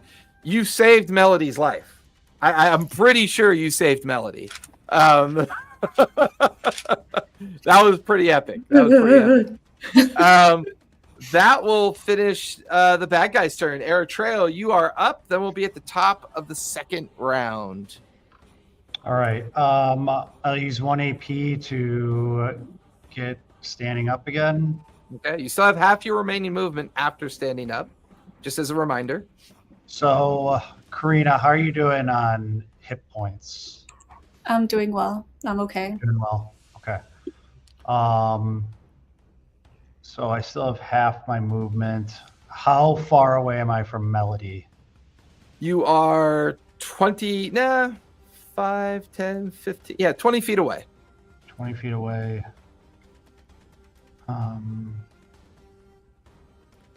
So I'm going to go over to Melody.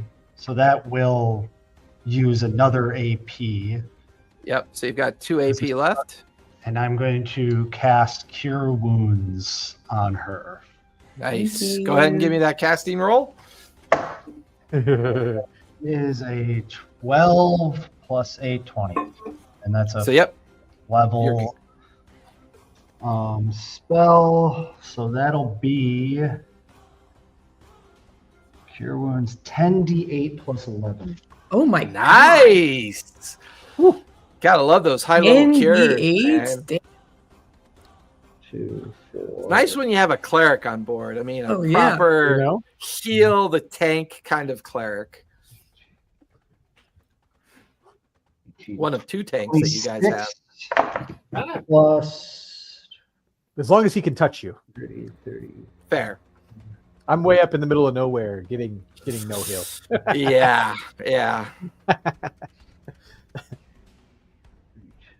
39. That is 43 points back to you. Oh, wait, no. Plus 11. So 54 points back Oh to my you. god. Nice. It's like 65% of the spell value. That's pretty good. Oops. Yeah, I rolled a few 8s in there. So it was Technically, you only used 5 feet of your second AP of movement, so you have 25 feet of movement left. I'm going to kind of head back, kind of get some cover under the shop door, under the canopy there. Okay. Okay, I love the little jerky movement there. This is that looks great. It's so funny to watch. All right. That will finish Arrow Trio, top of the second round. Professor, you are up with Forn on deck. Okay, I'm gonna roll damage for the lady that's still in my moonbeam. And are any of her little creatures in there? Are they within? Yeah, they're in there as well. So at the end of their turn, they should have made wisdom saves. So give me 1 second. Constitution, right? It should be wisdom. Is it con, wisdom? yeah. Oh, it's con. Ooh, that's unfortunate. I thought it was wisdom. So for the 3 creatures, that is a 16 plus 7, a natural 20 plus 7, and a 7 plus 7.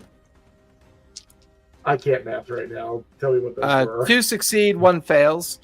Okay. She will get a 14 plus 5, so that's a 19. So Okay. all of them pass except one of the creatures. You're fine. Like I said, I can't math right now. So honestly, Moonbeam's not rolling super well, especially since these guys aren't resistant to it. I'm sorry, aren't vulnerable to it. Where is Professor Jalbatros? Where'd you go? He's There under you the are. awning still. Yeah. Yep, there he is right there. I haven't moved, yeah. So Go ahead and roll that's only- damage. I did. It's 16 points of radiant. All right, so everyone takes 8 except for the one creature that takes 16. All right.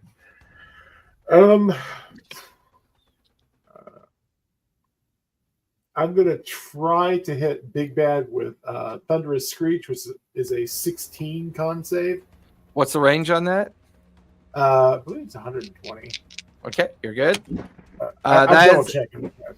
That's Oh, 11. no, I'm sorry. It's not. It's not. It is a touch because it's. Okay, yeah, that it's makes instant sense. wounds.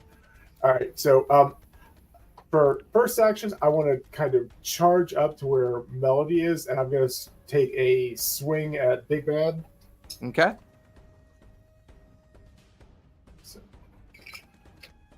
Right. So first attack with my maul. Let's see. That is a dirty 20 to hit.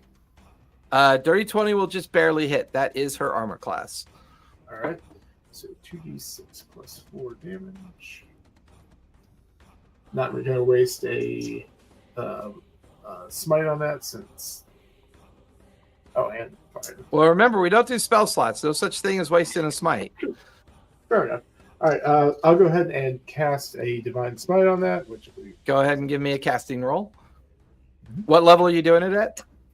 I might as well do it on second. Okay, That's a so you did a 15. 12 or higher. Yep, you're good. Go ahead and roll damage for the divine smite. All right. 3d8. I'm just going to roll.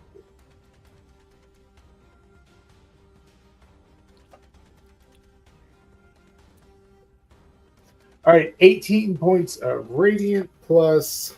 Let me see what my physical is. It's a little wonky.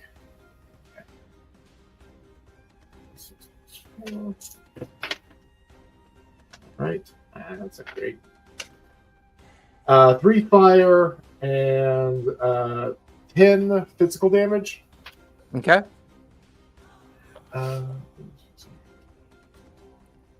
Was that your first attack or your second attack? That's first up. That's first. Okay, take your second attack. I'm reading a thing on there real fast.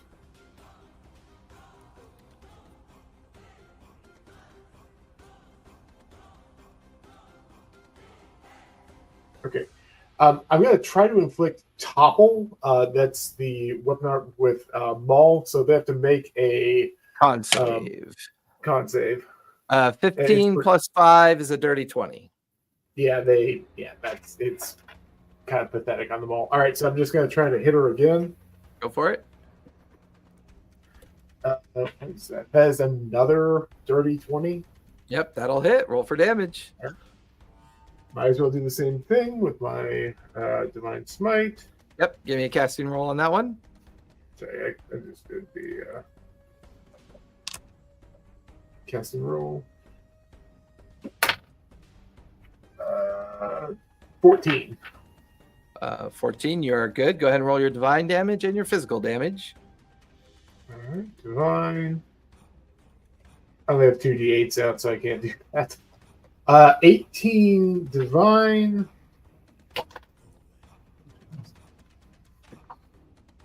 4 fire and 14 bludgeoning damage. Nice. She's And definitely looking now- a little bit bloodied now, yeah. Now that I'm close enough to touch her, I'm going to use my poison spray, which is the. Remember, she's immune to not poison. spray. My apologies. Oh, Screech. Because Yeah. The Screech. So, sorry. Like I said, it's been a couple of days here. It's kind of. Is that a ranged or a save? It's save. It's another con 16. Okay. That is a natural 17 plus 5 is 22. All right, I don't think. Oh, half as much. Successful. So at least you'll take something from this. Yep. Where's my other D10? D10. I have like a billion, you guys. Okay. Believe it or not, I got 20 on that. I rolled 2 D10. I got 2 10s. Nice. So she'll take 10 points of psychic damage. It was because of how we did it. It's thunder damage. Thunder So damage. I did That's it as right. thunder screech. It's really inflict wounds. But yeah. Gotcha. You got So 1 that's- AP left. All right, let me double check. I think I got one interesting thing I can do.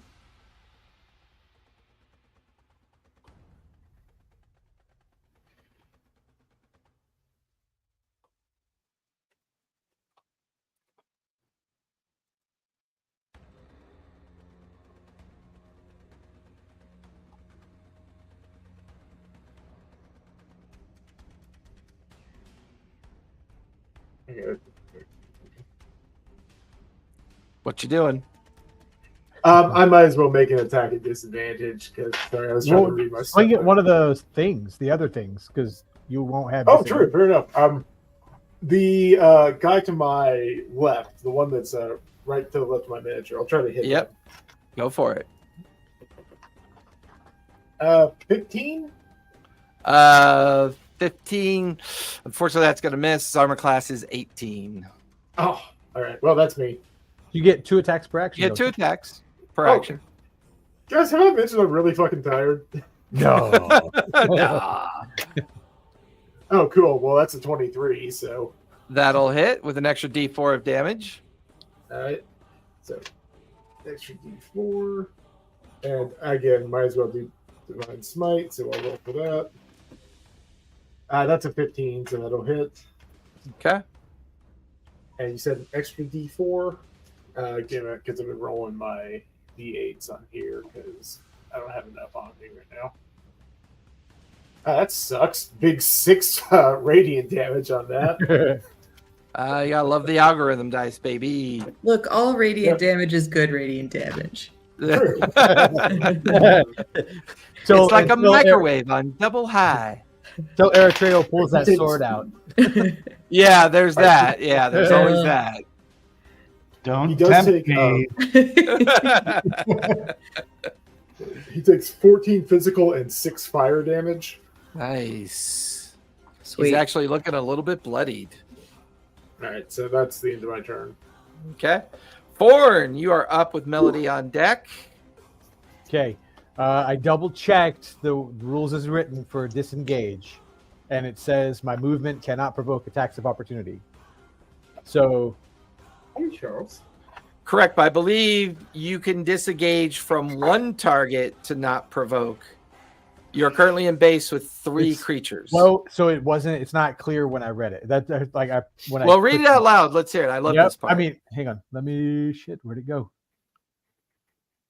Because you take the disengage action. If you take the disengage action, your movement doesn't provoke opportunity attacks for the rest of the current turn. That's Yeah, it doesn't all- identify. Yeah, it doesn't all identify it number says. of targets. Yeah, that's a good call. So I'm gonna disengage. I still have my ring of fly active, so I'm Yep. gonna fly diagonally my full movement for the first movement, like over the middle of the alley, but above them. gotcha. So yeah, over there, but still going up. So it should be 30 feet. Yeah, 30 total You want feet. Yeah. You're so 30 feet Yeah, so- diagonally or 30 feet up. 30 feet diagonally up. Yeah. Gotcha. So because I'm trying to get height on against them again, right? Okay, which you have. Okay. I will so- say you are now 90 feet above everyone down below, Yep. and you are 30 feet above those that were around you on the building's edge. Okay, so that's my first action. I'm gonna fire at the guy in the middle. I didn't remember that I had sneak attack when I have advantage on my attacks. I didn't remember that last time. I remember that this time though. Yeah, well, yeah, Uh, because you're almost so- dead. Well, yeah, you know, and I had a lot longer to look at my look at my sheet, you know. So I'm gonna fire at the guy in the middle with both shots for my next Down below or on the roof? Oh, on the roof. The 3 that are there. I assume the one to. Well, to you could shoot. up- There's one that's very bloody. Do you want to? Yeah. I'm target that trying one to shoot first? the one in the middle because I have a skill that if I hit, I can bleed damage over to him. Gotcha. Okay, So, go for it. yeah. So the first shot with advantage. Glad I have advantage. Is a dirty 20. The second shot is a 25. Both those will hit. The 25 gets an extra D4 of damage. Okay, extra D4. I also get my psychic hit D4. I get 2D6 for sneak attack and 2D12. As I drop one of my D4, I'll just grab another one real quick. All right, total damage there. Did not roll well on the D12. So that's 9 plus 8 is going to be 17. If I can count 22, 24, 25. 25 total damage. And then I'm going to use Whales from the Grave, Okay. which is my phantom rogue thing, where so immediately after you deal sneak attack damage to a target creature, target a second creature you can see within 30 feet of the first creature, and it takes 1d6 necrotic damage. You deal this damage also to the first creature. So You watch as that damage spreads to the second creature, you realize they are immune to necrotic damage. Well, it was also a 1 anyway, so it didn't do a lot. Yeah, fortunately, you realize that they are immune to necrotic. Yep, it was worth a shot for that one, though. And that's only for the Whales to the Grave thing. So, all right, second shot then. I'm targeting him this time. Okay. Third AP, I should say. Yeah, sorry. Correct. Third AP, targeting the one that I almost killed the first time. I'll roll the first shot. Is dirty 20. That'll hit. The second shot. I would recommend you resolve the first shot first. First shot first, yeah. Okay. Because you are multi-attack, which means you could switch that second shot if you have to. Yep. So that's going to be 2d12. Gosh. 4 plus 4 is 8. He had 7 hit points left. Cool. So Well, that one's dead.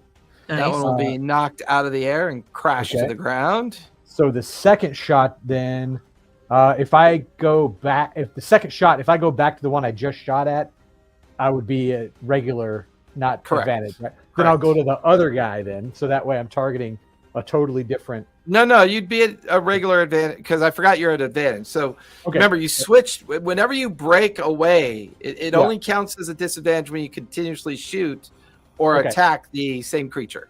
Okay, so roll that one. It was a 27 to hit. So I'll hit with an extra D4 of damage. Yeah. And this is back at the guy that was in the middle again. Yeah. Yep.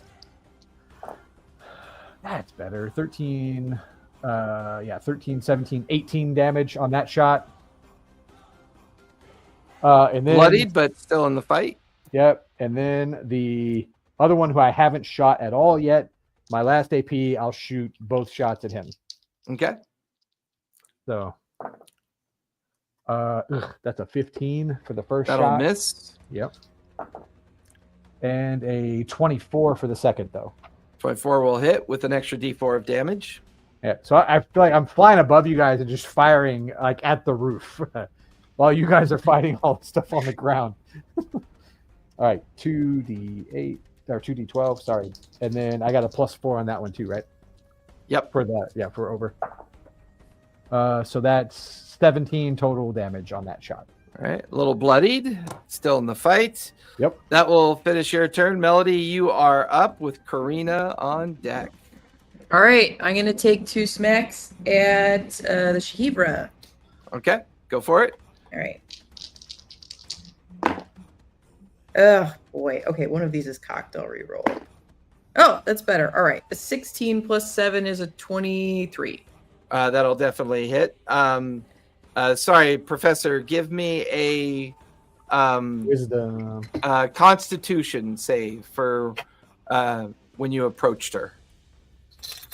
Or wisdom. Sorry, wisdom save. Wisdom. Yeah. Yeah, wisdom save. 19. 19, you're good. You pushed yourself through the necrotic barrier. You're good. Go ahead and roll damage, Melody. All right, and I'll throw Divine Smite on it, because why not? Yep, give me that spell casting roll. All right, I'm going to do another 3rd level Smite. So I just got to roll a 4. A 10. All right, excellent. So 10 plus 9 is 19. I feel like I jinxed it the moment I said I just got to roll. Yeah, we all feel the same way. We really do. Okay. All right, so I got to roll 5d8. Nice. All right, 5 plus another 5 is 10, plus 6 is 16, plus 1 is 17, plus 4 is 21, plus 3 is 24, plus a d4 fire damage is 25 points of damage. Nice. Nice. Good round. And then I am going to cast Mirror Image, which means 3 illusory duplicates of myself appear in my space until these spell ends. They move with me, and then if they try and hit me, I have to roll a d6 to see if they hit one of my duplicates instead. Yep, 3 or higher means a duplicate gets taken out. Go ahead and give me a spellcasting roll. All right, so this is a 2nd level spell. And that's concentration?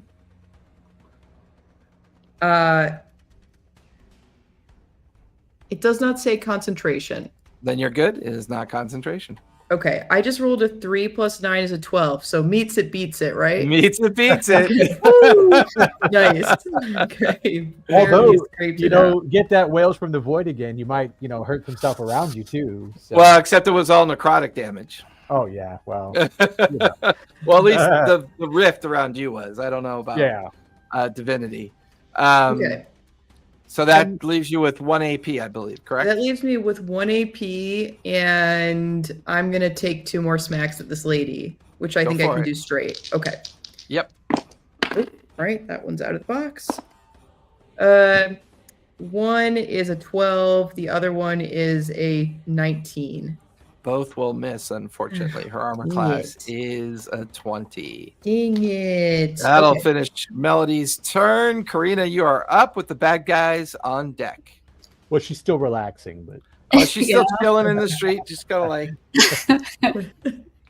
side profile, beach combing and waiting for her Mai Tai. do I really feel like A getting genuine- out off the ground today? It's just kind of a lazy day for me.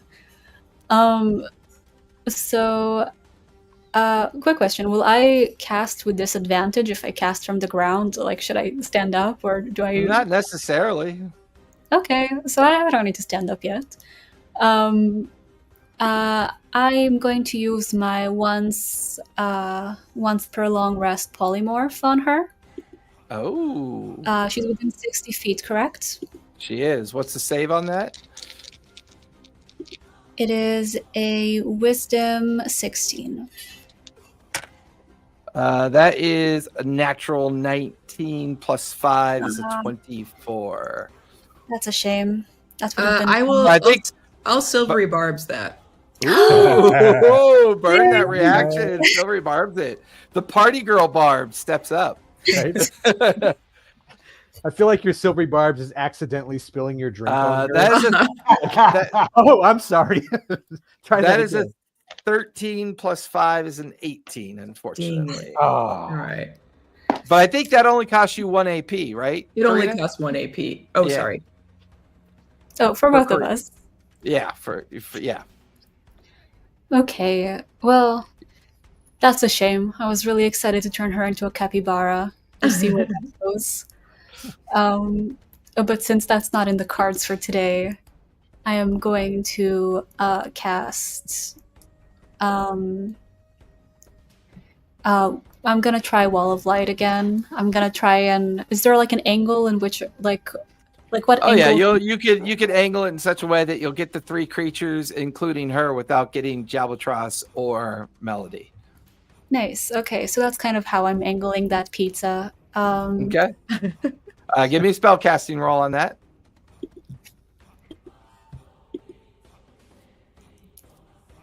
That's a nat 20. Ooh. nice. Not only does your spell go off, but the next time you cast a spell, it'll automatically go off because of Oh, the natural 20. So Wall of Light suddenly bursts into existence. In fact, I will make it kind of improve the atmospherics a bit, Ooh. make it a little bit brighter. Make that It is as, a concentration, so it's a +9 to hit, and it's a con 16. Does the fact that I rolled a natural 20 affect that at all? no. Nah. Worth trying. That's your casting roll, Yes. unfortunately. Yes, Uh, actually, three- and Currently the +9 is for if I shoot at it. Oops. Right. So she's got to make a con save, and so do the other creatures, correct? Yes. She gets advantage on spells. That is a 10 plus. She's +7 Dex, +5 Wisdom, and +7 Con. So that's a 19 for her. The other guys are +5 on Con. The creatures fail. She succeeds. Okay, let's see. So the creatures get 21 points of damage, and she gets Nice. half of What- it, and the creatures are also blinded for this turn. Nice. They Ooh. are blinded. They're at disadvantage. What's the damage type? It is radiant. Radiant. Nice. She takes 10, but she is not blinded. You have 1 AP left. Yes, I'm gonna use that to finally move. So stand up. And you have what's your total movement? My total movement. What is my total movement? That's something Should be next to your armor class. Right, 30 feet.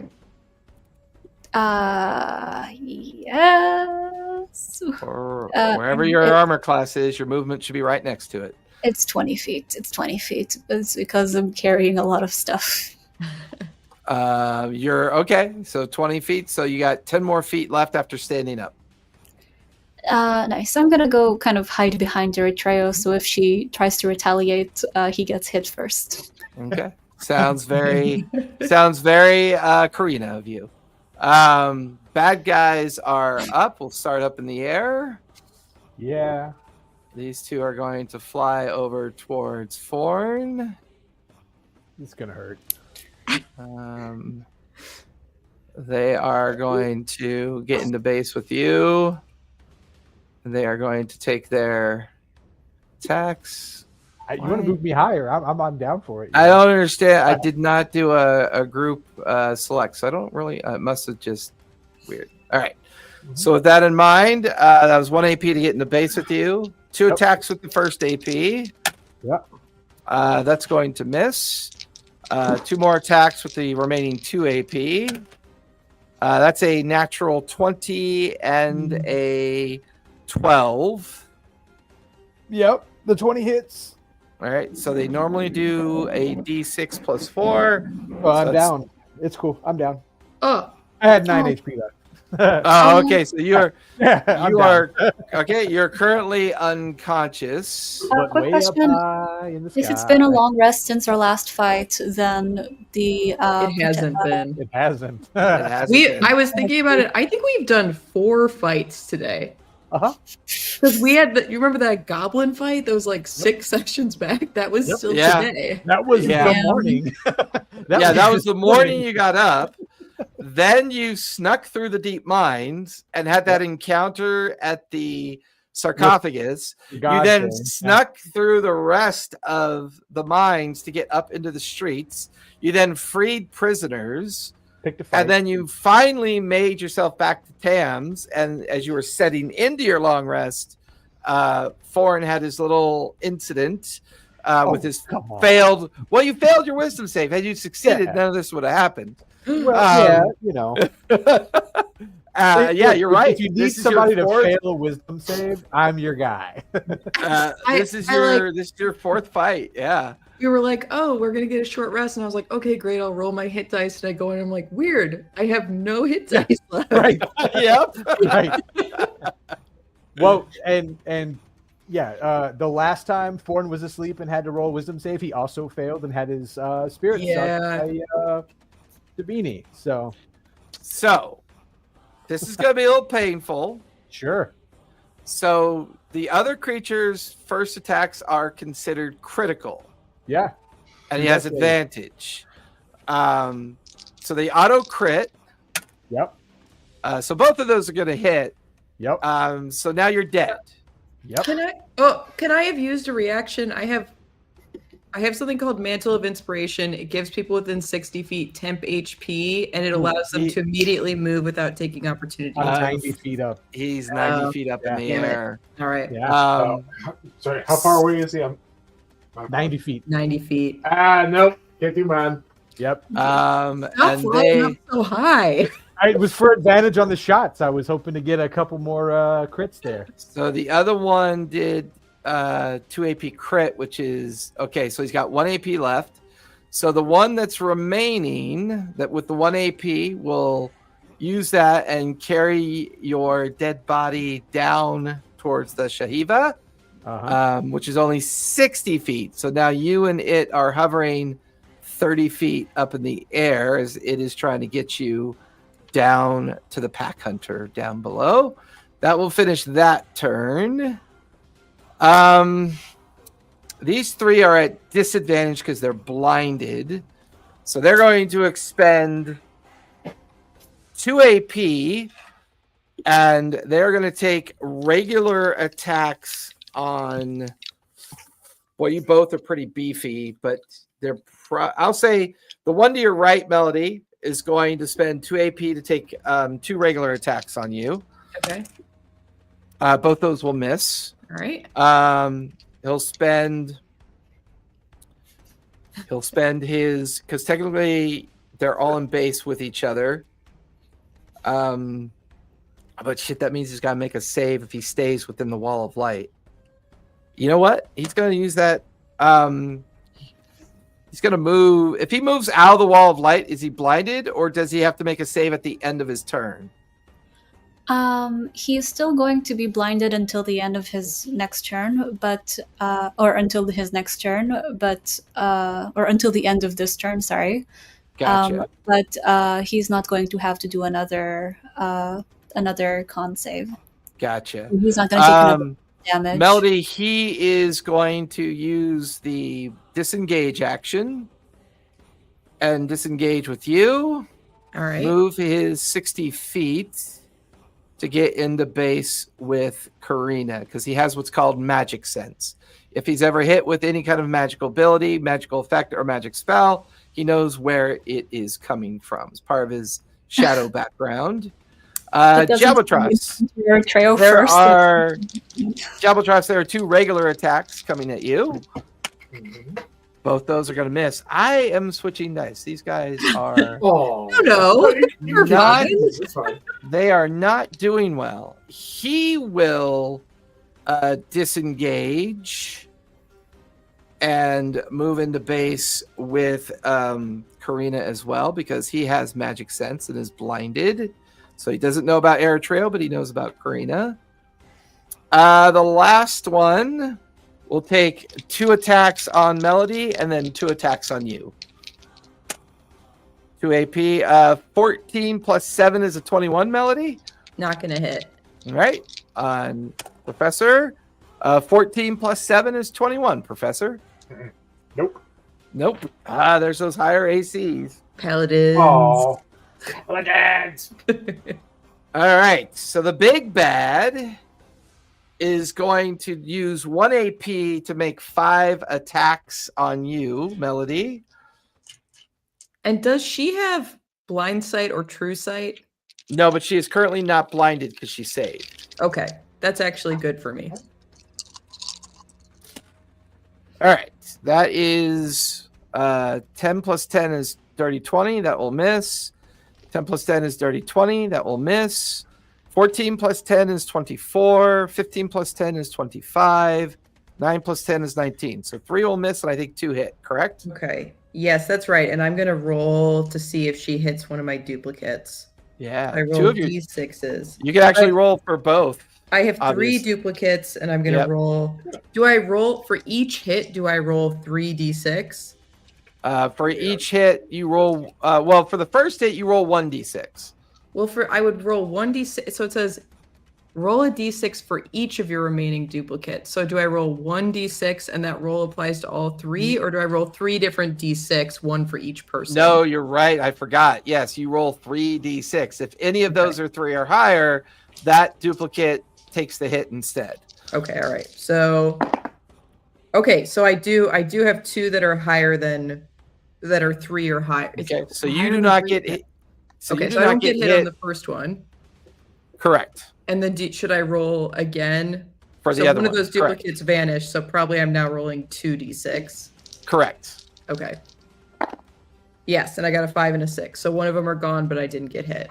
Right. So there's 1 remaining mirror image. Okay. She is going to switch over and spend an AP to make 5 attacks on Professor.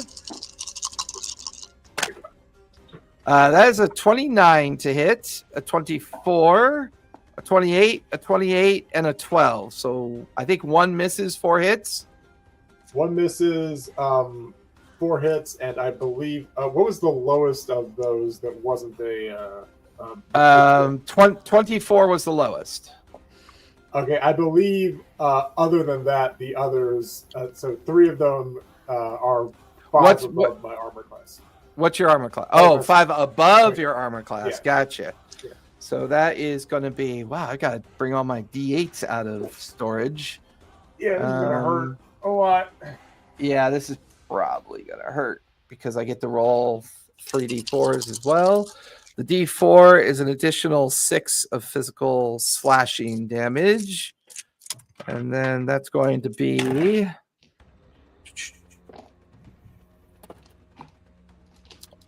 4 times 5 is 20. And then 41 points of slashing. 56. That's 76 points of slashing damage. Ooh. Well, you don't need to go any further. I'm down. All right, so Professor is down. I always like it when you're unconscious because your feet go straight up in the air. Like you go full on dead bird after a cat brings the bird into the house, just feet up in the air. She's got 2 AP left. She will switch over to Melody and take 5 more attacks on you, Mel. Holy cow. That is going to miss. That's going to miss. That's going to miss. And 4 misses. The one that hits you is a 28. All right, let me see if she hits my duplicate. Go for it. She does. It's a 4. Nice. Okay, so now I have no more duplicates. Yep, she's got 1 AP left. She Toll the Dead is a cantrip, correct? I think so. Yeah. She is going to cast Toll the Dead on you. I believe you need to give me a wisdom save on that one. All right. Let's see. It's a 18.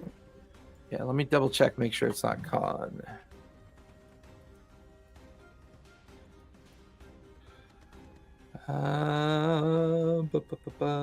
Because it is necrotic damage. Target must succeed. Yep, it's wisdom save. Her DC save is a 19. All right, so I did not make it. And she's doing it at a level 11 effect, which is 3d12 because you've already... No, you didn't take any damage from her yet. So that is only a 3d8 that she does to you. I have taken damage to her in a previous round, but not in this round. Oh, then technically I think she gets the 3d12. Okay. Can't hear you, Forn. You're Right. on... Yeah, sorry. Toll the Dead is if you've taken damage at all, not... Oh, that's one. right. That's right. Yeah. At all during the round. It's So just it's at gonna be all or haven't taken, like, you're full health or not 6, full health. Yeah. 12 and 3. 9 and 12. 21 points of necrotic damage. Okay.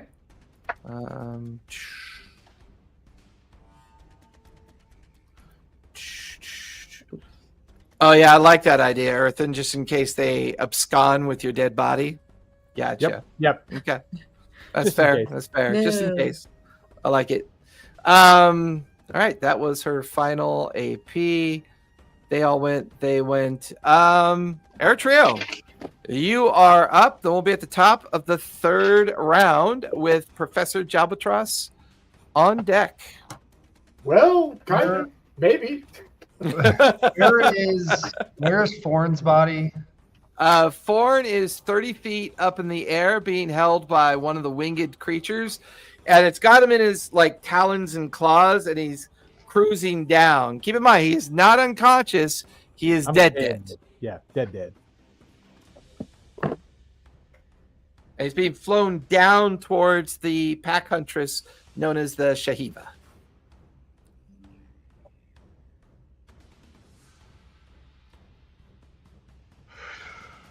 All right. Would you describe this current situation as possibly fraught with failure and fear of people dying, Eritrea? Because you'll see Professor's unconscious. Forna is dead as far as you can tell. Mhm. It's just you and Karina, and Melody's gotten lucky but she's the only one left in base with the creature. There's still 2 of the shadow creatures still there, or 1 there, and 1 flying shadow creature, and then 2 have moved into base with Karina. I'm going to let you make the call. Does this feel like a life or death situation for the team yet? We're getting there. Okay, but you don't feel like it's certainty.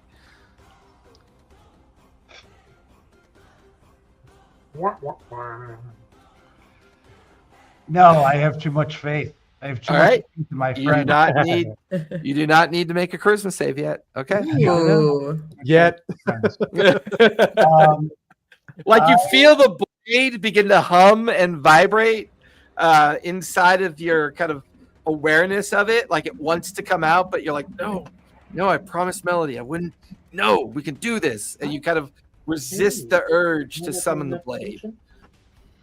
All right, so I'm gonna fly up to where Thorn is being held. Okay. And I'm going to revivify him. Nice.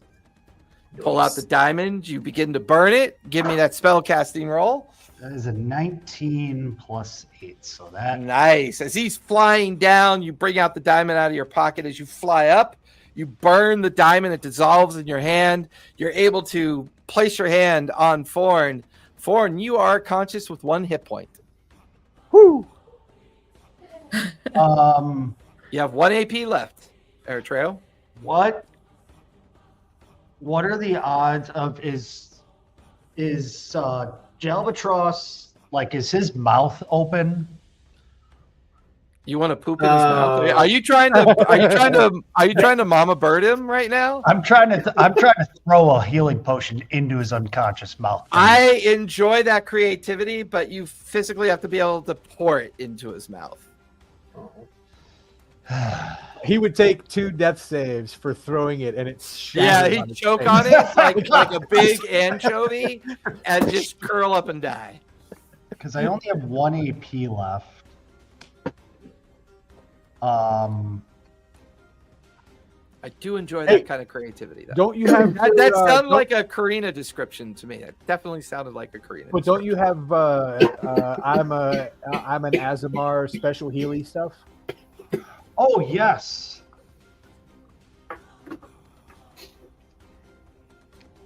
What is that? That was very detailed, Born. I am an I don't Azamar really, special. it's a Azamar have it. It's like a thing. It's a feature of the class or of this race that they can like do a heal for being an Azamar. But I don't know if it's just for them or if it's for somebody else. Well, and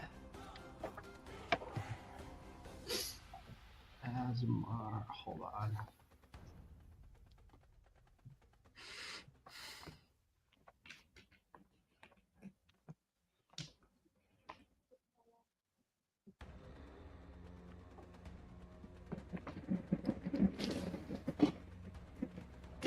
Considering we've been in almost 4 fights, I mean, Yeah, we're doing pretty well for. well, this is the 4th fight. This is true. Ryan, it looks like you have healing hands, which allows you to heal people, but you have to touch them. Is that going to cost an AP? Oh, it's going to cost you an AP to move. Yeah, does it say as a bonus action, Melody? He says as a magic action. Oh, as a magic action? So that's 2 AP then, probably. That's 2 AP then, yeah. Oh, All right. Well, I tried. at least, son of a gun. I'll at least pour a healing potion I have into Foreign's mouth. Yep, go ahead and roll for the heal effect. Oh, you're taking an action to do it, right?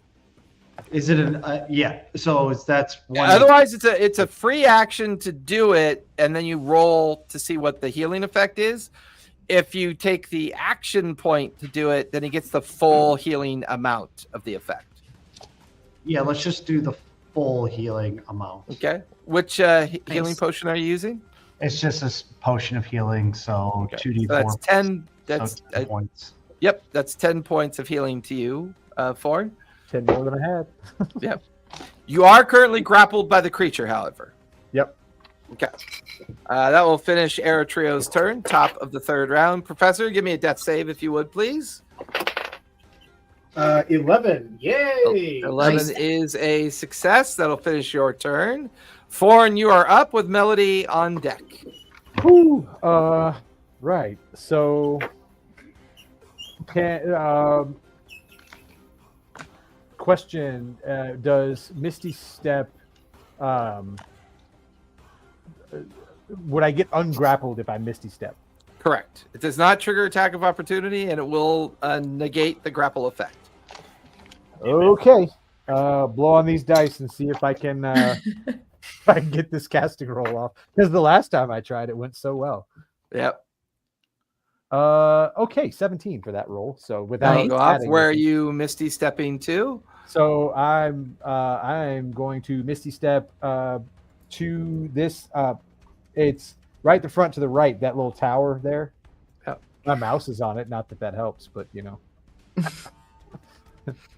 Yeah, that like Misty Step up onto that tower. Yeah. Okay. Put you right there. And Your ring then- is technically still active because that doesn't stop when you go unconscious or right when you die. I'm It's still active. floating there.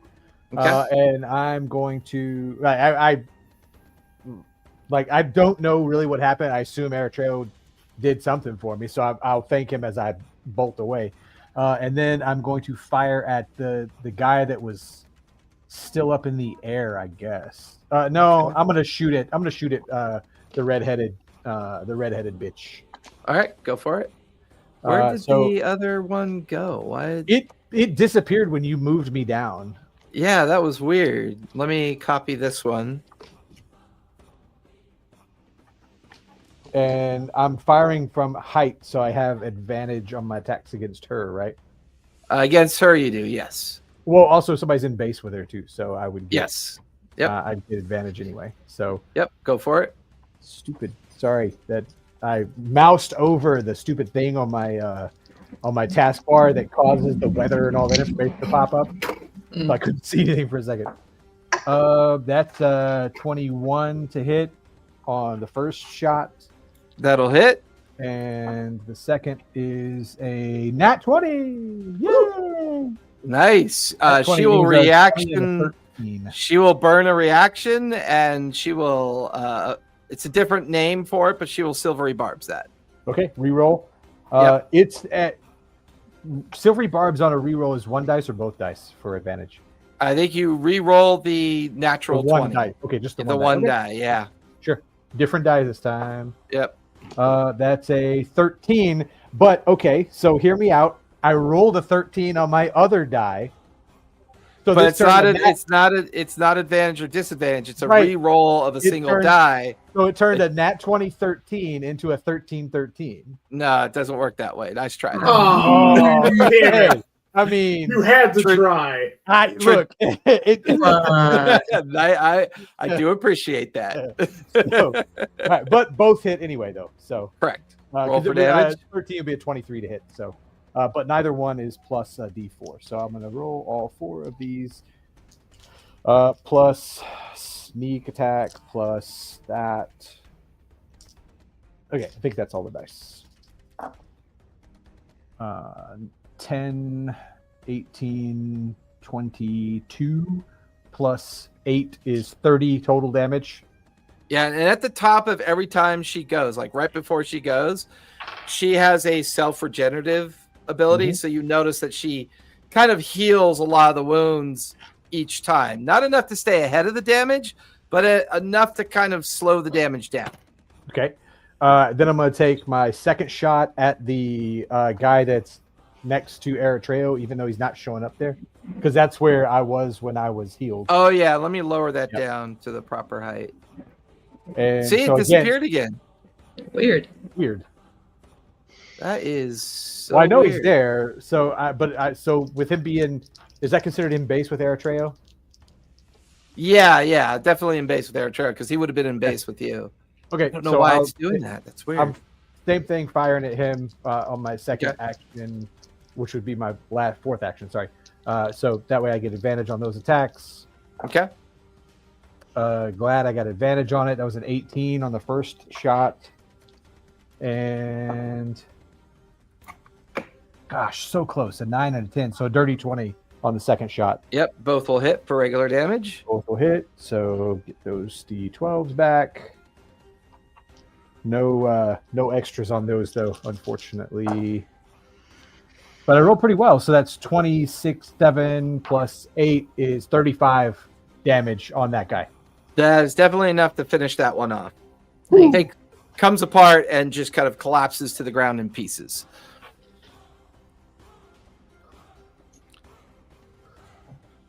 Does that finish your turn? I think it does, That's right? it. Yeah, that was 4. Yeah, it was all 4 AP. Okay. Because it was spell plus 2 AP to attack. Yep. Melody, you are up with Karina on deck. Okay.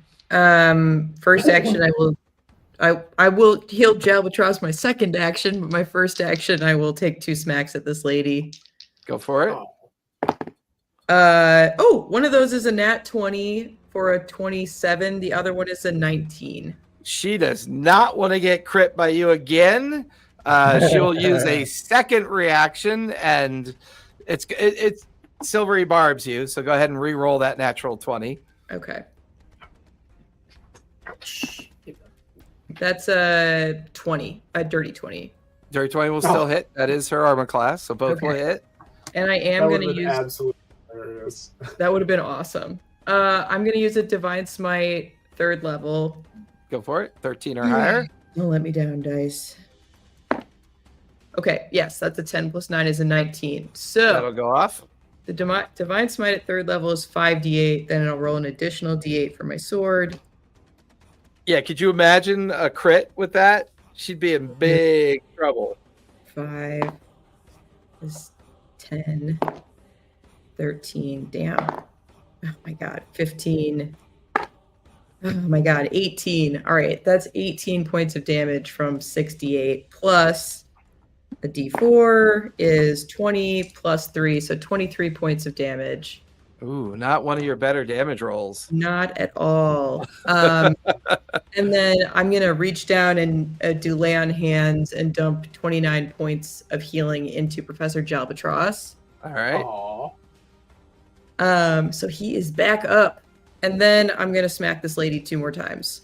Before you do that, Karina, because they stayed in the wall of light, they have to make saves again, correct? Yes. Okay, let me do that really quick so I don't forget. The beastie will save, so he'll take half damage and is not blinded. The big bad will save. She is not blinded, but will take half damage. So you go ahead and roll for damage for those two. Okay, so half of 19. Okay, so they each take 9 points of radiant damage. All right, sorry, thank you. Go ahead, Melody. 2 attacks. Okay, 2 attacks. Another nat 20! Go ahead, burn that reaction. Do it. You don't let me have it? Your third reaction to burn. No, I'm going to see if she can take it. I'm going to count on those horrible rolls and see if she can take it. Okay, well, I'm gonna do another Divine Smite. I'm gonna do it at 3rd level again. Yep, So give me let's that see if I casting can- roll for starters. Come on. That's a 9 plus 9 is an 18, so that'll So work. that'll go off. Okay. So we already know that your max damage is a 48, correct? So 48 for the Divine Smite, so 32, and for Right. the sword it's 1d8 plus 3 plus a d4. So that would be 47. 11 plus 15 is or excuse me. 26. So 47 So total, yeah. sorry. Yeah, 47 47, total, 32 plus 15, 47. Yep, Okay, 47 and then- total. And then the rolled damage. Okay. Yep. Roll high. Not a great roll, but 16 points of damage for the smite. And then That's 63 damage total so far. 63, and then my d8. That's a 7. Okay, so that's 70. And then I get to roll my d4 again. Yep. Is a 73. Or so 3. Deferred for the I rolled a 73. Rolled a on the 73, D4. guys. I don't know what to tell you. She is very bloodied. Oh. Very bloodied. Fantastic. And that's my turn because I used silvery barbs earlier in the round. Yes, you did. So that will fit. That's okay. I've got 2 AP. I could pull something out of my hat. I can do it. Karina. Karina, you are up with the bad guys on deck. There are 2 of them in base with you. 2 of the shadow creatures are in base. There's one still in base with Melody and the professor. The professor is beginning to stir. You saw Forn zip on over to the ceiling or the tower over here. Take some shots down here. You see Arrow Treo is still up in the air. There's one flying creature left as well. Nice. I rolled a 20 previously on my attack spell, so Yeah, this next spell just automatically goes off. What are you casting? Innervation, which tendrils of inky darkness reach out from you, touch a creature you can see within range to drain life from it. The target must make a dexterity saving throw, and a successful save, the target takes... Oh, it's necrotic damage. Never mind. God damn it. I'm gonna... Yeah. Okay, that's yeah. okay. Never mind. So I'm just going to... Still cool. Still cool. Pick a different spell. I am going... Well, pick one that's in your spell book you might not have prepared, right? Spell, It correct? goes off for free. Sorry. Oh, sorry, what? I was saying you could look in your spell book because anything you cast goes off for That's free. what I'm Right? doing. Yeah. Can I concentrate on more than one spell? Cannot, unfortunately. That's a shame. Most of my attack rolls are very necrotic, but I think there is one other radiance-based spell that I can do real quick.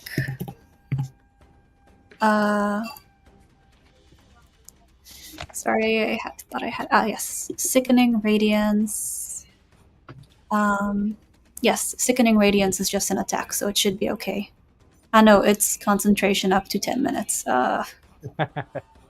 Okay, then I'm going to do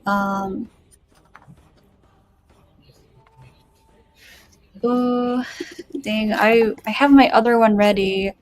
Can I start with my other one real quick? Oh, you know what? I might as well just have fun with it. I'm gonna do Origami Swarm. Ooh. What's that do? A swarm of 8 origami birds erupt from a stack of paper consumed in the casting of the spell.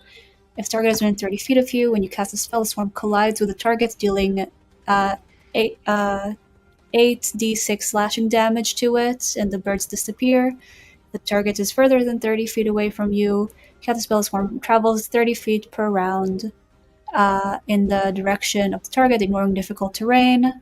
When the swarm is traveling, it can be attacked. It has a DC, AC equal to your spell DC. For every attack that hit a swarm, the number of bird in the swarm is reduced by 1.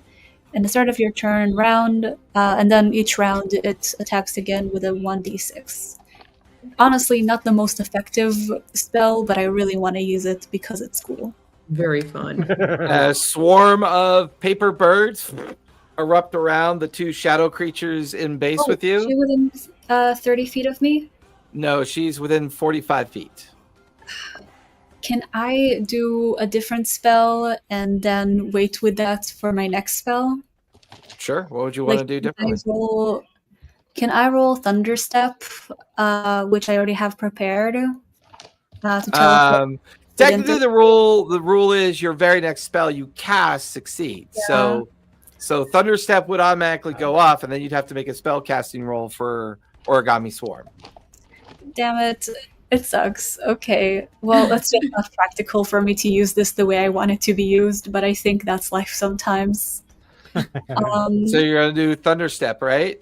Yeah, I'll Thunderstep, and then I'll do Pew Pew Wall of Light. Nice. All right. Or you mean Eldritch Blast? No, Wall of Light can... Break her wall of light, right? Yeah, Wall of Light has 6 charges of attack. Oh. I'm still a little confused by what Wall of Light does then. I thought it's concentration, it stays in place. Yeah, It but stays in you can place? break pieces off to shoot it. Oh, yeah, that's Like right. You can shoot radiant wall pieces of That's the wall. of light. right. So for Thunderstep, teleport yourself to an unoccupied space you can see within range, which is 90 feet. My guys have to make a con saving throw to avoid the 3d10 thunder damage. So 4D. let's. No, sorry. Yes.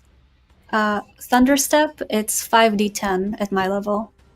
Ooh. Gotcha. So boom, they will you'll bamf next to Professor and Melody. Actually, can I bam up on?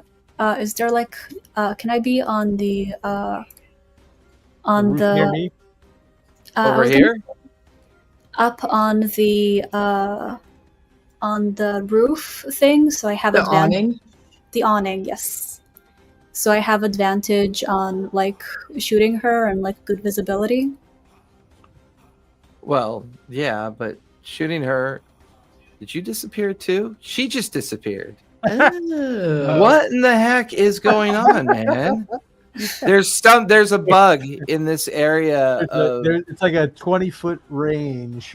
yeah, I don't there. know. Yeah, I don't know what's causing that. Yeah. That's weird.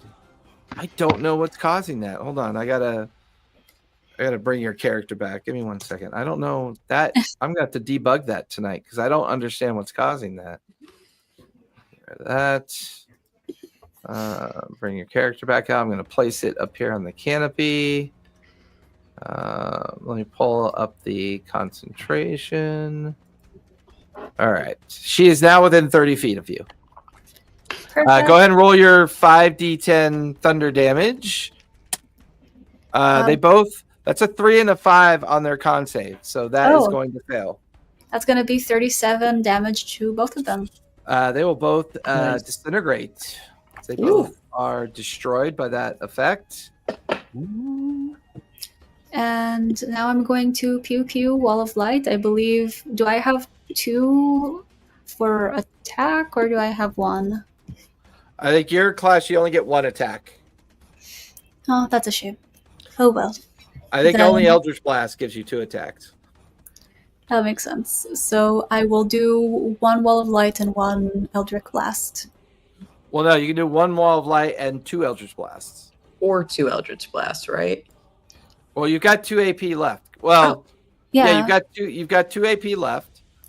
So 1 wall of light attack and then 1 Well, Eldritch Blast. That is actually Is 2. Wall of Light a magic action though?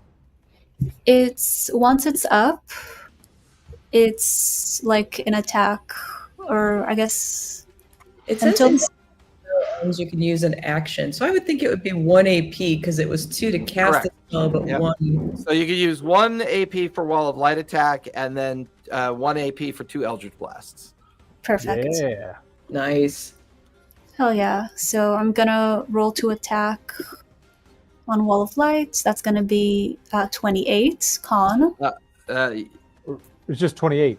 It's Just it's a spell attack. yes. It's gonna So be a it's 28 to 28. hit with an extra D4 of damage. Hell yeah. And then that's gonna be 19 plus 4. So that's gonna be 23. Awesome. Yeah, she's very bloodied.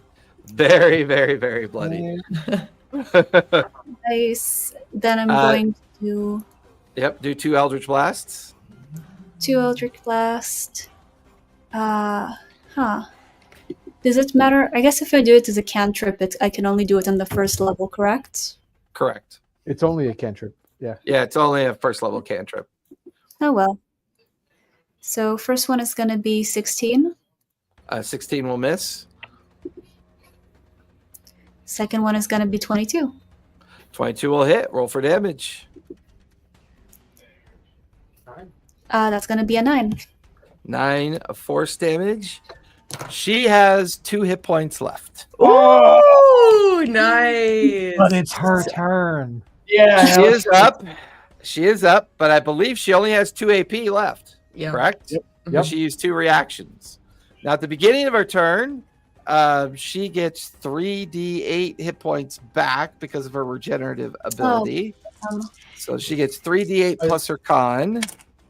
So that is 7 plus 4 is 11, plus 4 is 15, plus 7. So she has 22. She has 24 hit points left. After that regen, I'm going to start with her. She is going to... with both the professor and Melody down here, she's got to do it. But she could Does also she? she could also heal herself though too. Technically she could do that. I can make her spell casting roll. That'll go off, so that's good. Melody and Jalbatros, give me Constitution saves, if you would, please. All right. Is it a spell effect? It is a spell. Okay. What is that? 23? Yeah. I got a 25. You both will take half of 62 points of necrotic damage, Oh boy. which is 31.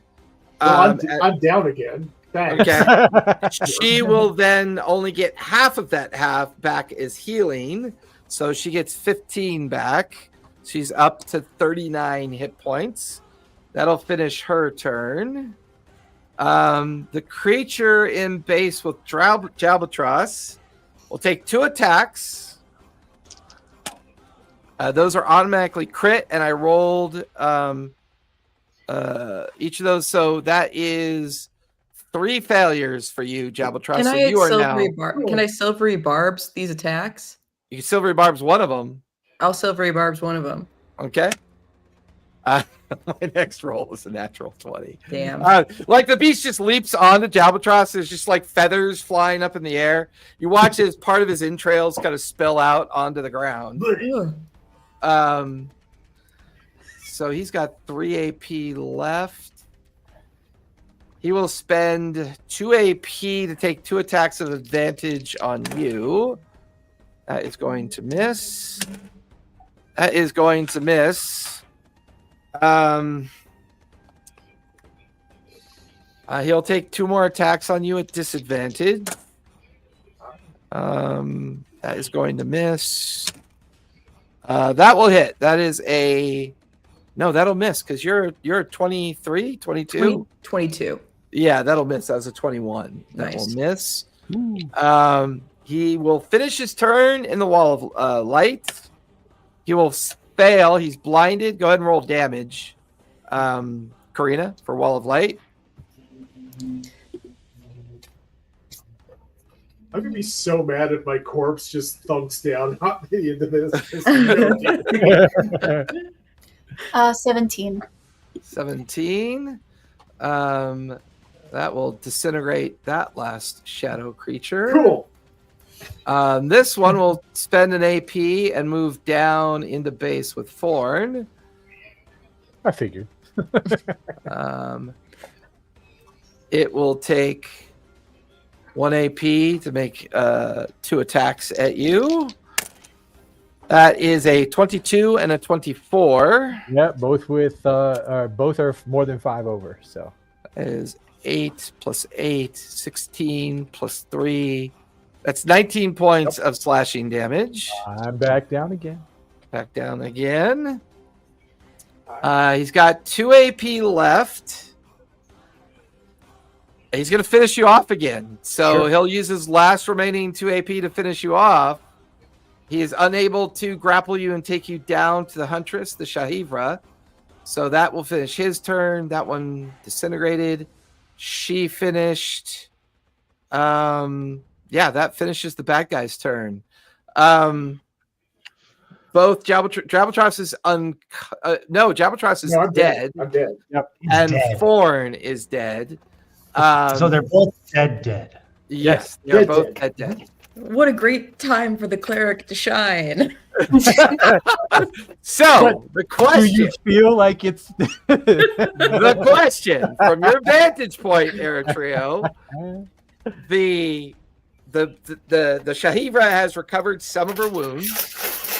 All of the remaining creatures are dead, with the exception of the one that has taken out Thorn.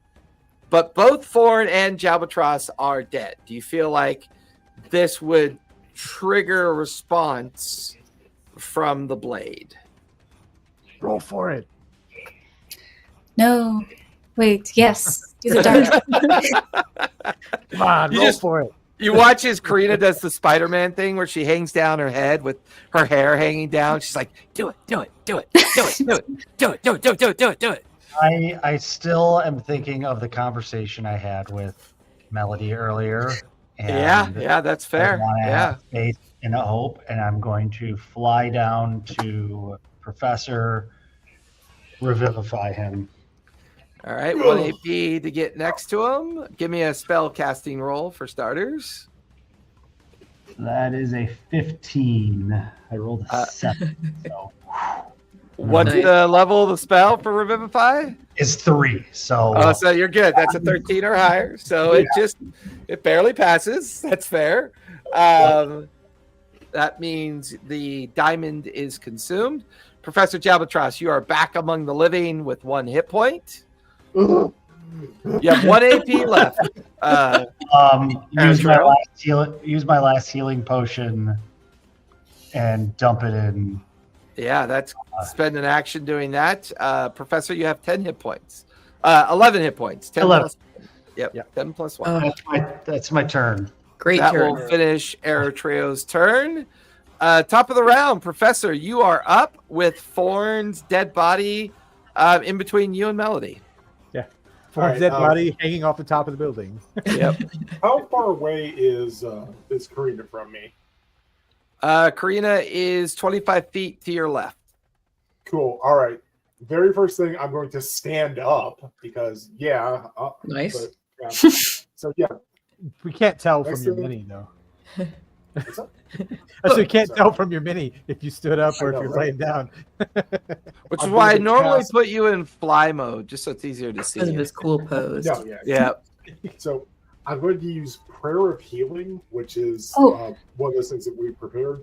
So all three, it's like so Eritrea, Karina, and Melody, you get the effects of a short rest. So if you have hit point dice you want to use them, but you also get 2d8 automatically. Ooh. So yeah. So Go for it. Are you rolling the D8 or should we re-roll the D8? I think it makes more sense if everyone does it because it's so Well, you're the I'll- source of the spell, so you have to roll the 2d8. Okay, cool. All right. 2d8. Roll. All right, so you get 7 back from that, and then Nice. however many hit points you want. I don't think Melody had any short rest hit dice left. But the 7 is great. All right, I had 7 for my. I can't. 7 for my paladin. So I'm gonna go ahead and do all of those. Yeah. 1, 2. No, actually, I got 8, and they're D10s plus 3. So Go for it. Yeah, roll them.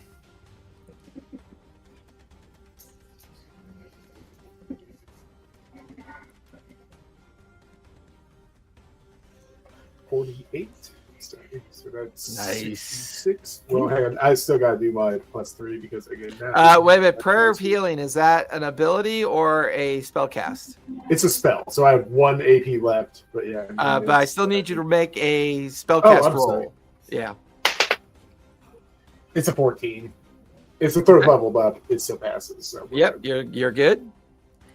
And sorry, again, I'm trying to math with math. That's which. Okay, cool. I'm back up to a goodly amount of health. Long rest is going to do like nothing for me, but meh. All right. So, I am rather angry at this lady who has knocked me unconscious and then murdered me.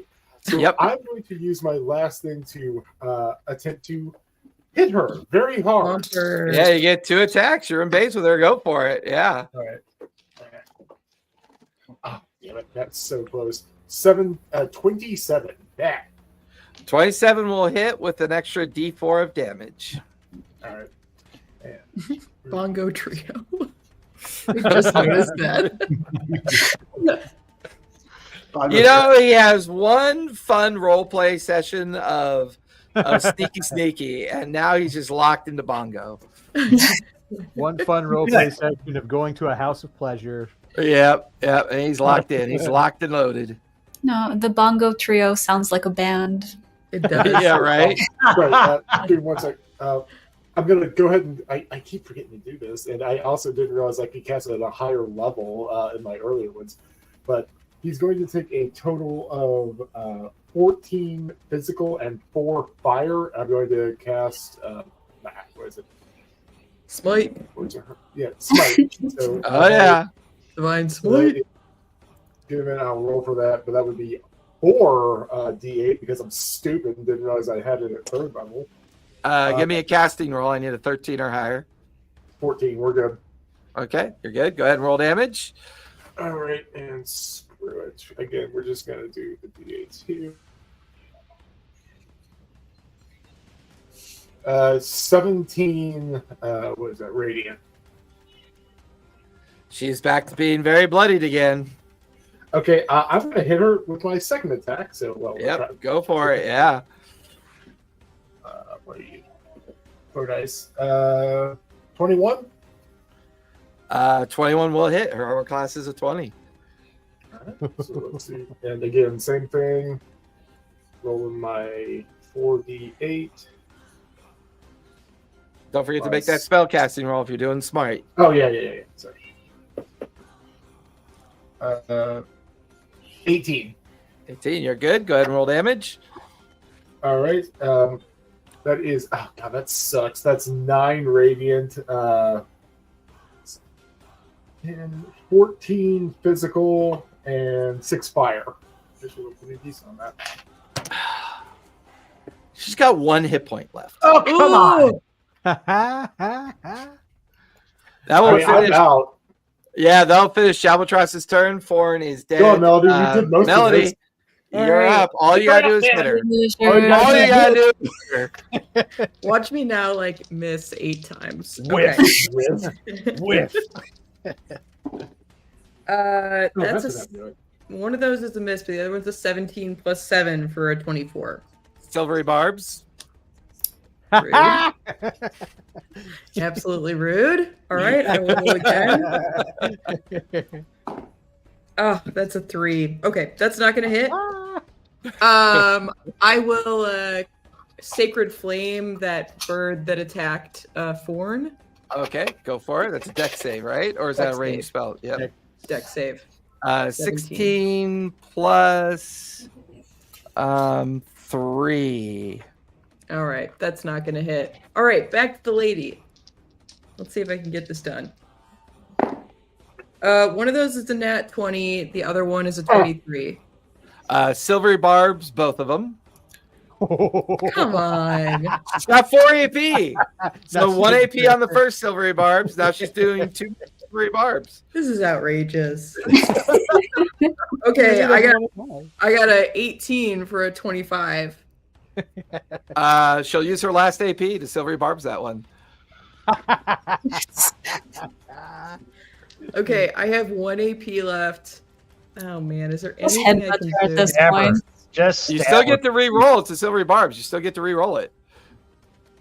Oh, right. She's- Okay. It's forcing a re-roll. No, that's a 4. Oh, shit. You got 1 AP left. Unarmed strike, baby. Yeah, Oh. Or do you have a cantrip that does like How's her wisdom? Oh, How's her- wait. Can I, because this is not, worst case, we can do one thing there, I think, hopefully, because it is not in effect. It's my maul. I can slam it down for the fire in a 5-foot radius or 10-foot radius. Well, yeah, during your turn you can. Yeah. Oh, I see. You can't retcon that shit. I could set her on fire like 9 times, but fine. It's fine. Man, what can I do that will guarantee this? I don't know. Do we think she's more dexterous or more I think her dex was I wise? think her dex like kinda not sucks. that high. Okay. Yeah, her dex was only a +3. All right. Let me try and Sacred Flame her. All right. That's going to be a disadvantage because you are in base with her. But I did change to a magic attack. Oh, I see. But I'm in base with her. Oh, it's not ranged spell attack, though, is it? Yeah, it is a range. No, it's not ranged. Never mind. I was thinking of not guiding bolt, but firebolt. Firebolt, yeah. That's the It's one a I was saber- thinking of. It's a save or suck. That is a natural 4+3. The radiant flame strikes her in the Yes! chest as she disintegrates, causing the flying creature to dissipate as well. As that is where we are going to finish tonight. Oh, Oh, we man, finally that go get a nap. I've never seen you guys die so eloquently. Yeah. That was, Can I say that was something? epic. I was not hit once. What? You weren't. The whole Yeah, time? no, she Neither took, was I. both Arrow Trail and Karina took no damage. No way. You guys finally did the whole like proper, all the tanks and ranged tank did all the work, while Karina and Arrow Trail were kind of doing that constant support job. That was epic. That was a lot of fun. So next week, Karina's final journey with us for a little while as she's going to take a break. However, I've already got someone quite lovely to fill in for her while she's gone. Callista will be joining us. Yep. She was super excited when she heard about the seat freeing up, and it helps me pay my rental bill. So I will my office space rent, because we barter for that. She's like, if you let me play, you could count it towards office. I'm like, oh, okay. In that case, you could come on and play. So she'll probably be chatting you guys up next week to figure out what she should start playing. I may, if we have time, I'll talk to her about it. I may try to introduce her during our next session, just to kind of, give it a kind of easy melt into the transition. But obviously at some point, Karina and Tam's dead as well. He's been feasted upon. We'll have to figure out how we're going to fix that next week. Hey, everybody. Thank you for joining us. Really do appreciate it. We will see you all next Sunday. Be safe, be kind, and don't forget, play a game, everybody. See you next week. One of these days, one of these.